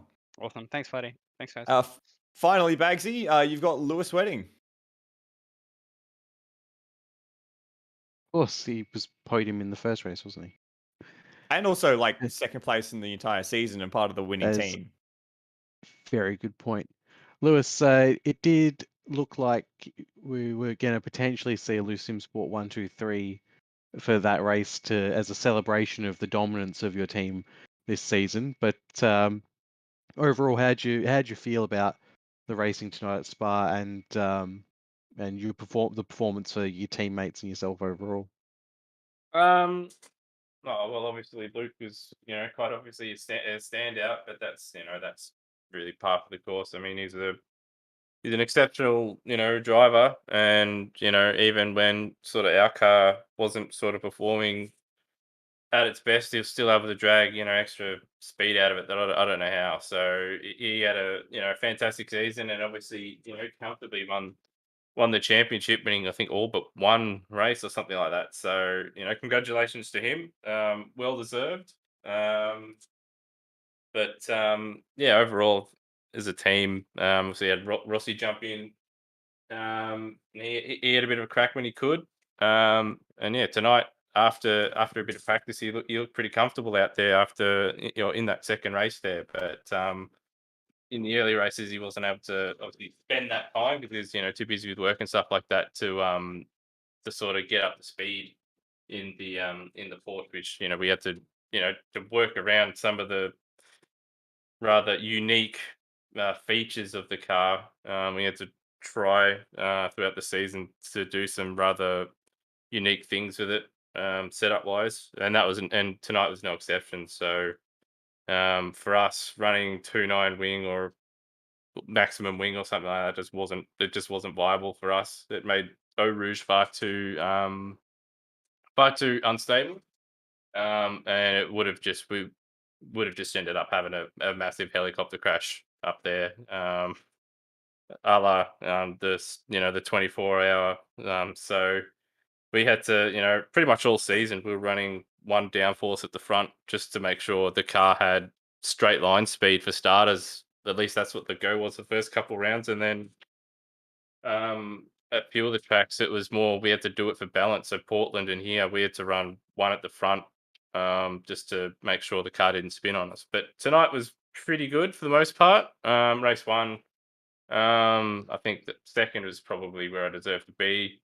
Obviously, Luke was too quick, and I was able to sort of edge away. Foley, with a couple laps I was behind him, was sort of all over the place, and I felt as the race gone on, I could have got him, and then thought because the championship was pretty much over, or it was over. I thought start from the back, and it was interesting first couple of laps, but obviously Rossi and Luke, but I don't know if they were just playing funny buggers or trying to play a team thing. I don't know, but I was trying to work my way through, and there was a big loose sim sport 1-2 train up the front, sort of holding everyone up. So I tried to get up there. I got up there, but the problem is that I couldn't take my normal line at, I think it's Bravage, the downhill right-hander, because I had Steve Bolger and Tim and stuff behind me. So that cost me a heap of time. And then even then, when I'd sort of get a good run on, I'd catch up to the back of Rossi at the wrong point, and then that sort of made me vulnerable to the cars behind. And then one time too many, it took a different line to what it normally took there because I had Steve there, and I just clipped the curb, I think, on the inside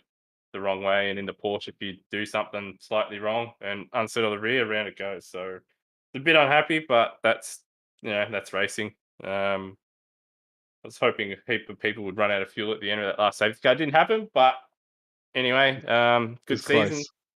Good season, good fun. And we'll see what R Factor 2 brings when that season gets up and running. Yeah, we're definitely looking forward to it. And yeah, once again, well raced tonight, and well done to yourself and the team for the 1-2 this season. Thank you. We'll go back to Nether now to finish up after the end of this excellent season. Thank you, gents. Yeah, we're just getting a couple of little things together here at the moment. Looks like we have got some provisional points standings, subject to, of course, any penalties and reviews. There has been a bit of change. That's all I'm going to say, because I'm going to put this up now. There has been a little bit of change. So we're going to have a look at what the driver standings were coming into the night. So there for reference, there it is. We're now going to swap that graphic over to what it looks like after round 6. So you can see that there'll be a few little positions that will change hands. There you go. So Rosella's still on top from Lewis Wedding and Brenton Foley. That top three unchanged. So too Steve Bolger in 4th. That was unchanged. Phil Boak, because he wasn't here tonight, has lost out to Termo. So Termo goes up ahead. Cam Parrott falls agonisingly short, 1 point short of actually jumping over Phil Boak as a virtue of that. And I would imagine, obviously, subject to some reviews coming up there. This is still subject to change. That's why it says at the top provisional. Redmond has leaped over Will Devenish. Steve Warwick, heartbreak for Warwick, a point short of getting over the line on Will Devenish. So too Benjamin Rhodey Rhodes, a point short of getting over the top of Steve Warwick. So there's a very, very interesting gaggle of cars that came very close together at the end of that one. That was your top 12 there. The team standings. Would you believe it? Okay, that's what the team standings looked like before the night started. It is a completely different story now. Have a look at this. PBF Academia Vodia has leapt over both Wildcat Playboy and WRT Blackshaws out of all of that. And the WRT Blackshaws and the Wildcat Playboy teams have tied on points, but it goes to WRT Blackshaws because of the at this stage, from what we're seeing, based on some of the better race results. We're going to have to go back and do this on a count back, but just looking at initial points, there's a 6th place finish in there for Steve Warwick. There's a 5th place in there for Lockie Burke when he was running. I'm also looking just down the order here to see where Will Devonish was. Devonish managed to get a 5th place and a 6th place as well. Well. So this is going to go back to a count back between those two. So it could come down to a matter of who got the next highest place after 6th. So that could be really. We're going to be going all night to figure that one out. Remember, Glenn Miles. 300 mils of fuel. Yeah, Glenn Miles ran out of fuel on the last corner, and that would have been enough points for them to have ended up 4th in the championship. Yeah, potentially to jump over. My word! What a finish! My word! What a finish! And then after all of that as well, Higginson's costly DNF in that last race it didn't have enough points in the bank to get him over the top of the Shadow Racing Lamborghinis of Felix Kims and Christian Alvarez either. So there's going to be a lot of long faces at the bar after this one is over tonight. A few people are going to be saying, oh, what could have been if this happened or this happened? No, you all drove the races you drove, and if you haven't had a chance to go back and have a look at what happened in some of that, I think a few people are going to be angling for any sort of potential penalties that they can find to get an extra point or two to finish that one up. What a finish to the championship, to the team's championship. That's incredible. That's I've not seen that in a long time. I've not seen a tie of that nature for some time. So there's going to be a little bit of figuring out in between now and then. But the ones who are going to be smiling after that one are going to be Cracker and Rhodey, because they've leapt up to 4th on the night. We didn't expect them to leap up that far. We thought, wow, the WRT Blackshaws guys are going to be looking the goods here, and the little Lexus team that could has just overleapt the pair of them. It's just, I find staggering. But anyway, and it goes to show how much consistent entering helps with these team championships. So for all 3 of those teams, PBF Academy and the WRT Blackshaws, that's the one, and the Playboy racing cars. All 3 of them had both of their drivers at every single race, or at least 2 drivers at every single race. And what's happened is it's a double DNF through a connection issue and a game crash that has seen Warwick Blackshaws Racing drop away at the very end, which is a real shame for them. And I guess it just goes to show that it's not over until it's over. That's right. Unbelievable finish. And on top of that, 2 safety cars right at the death in each race. I don't think, Bagsy, we could have probably scripted a more chaotic night.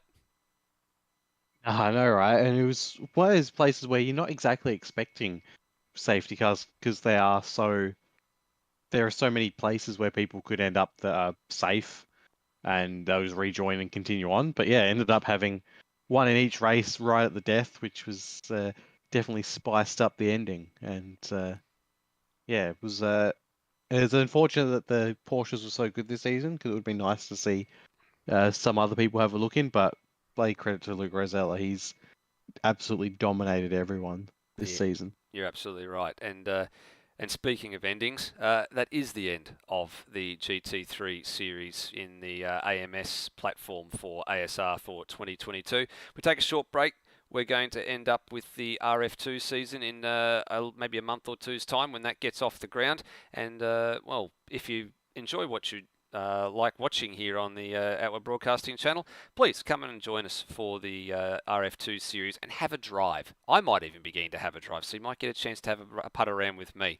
A big thank you, as always, to the two gentlemen opposite me every step of the way for the last few years. Michael the Floodman Zalavari and Josh Bagsy Bags. I couldn't do this without you, gentlemen. And of course, we couldn't do this without the drivers. So thank you very much to the pair of them. As always, please drive safely, and we'll see you next time. Bye for now.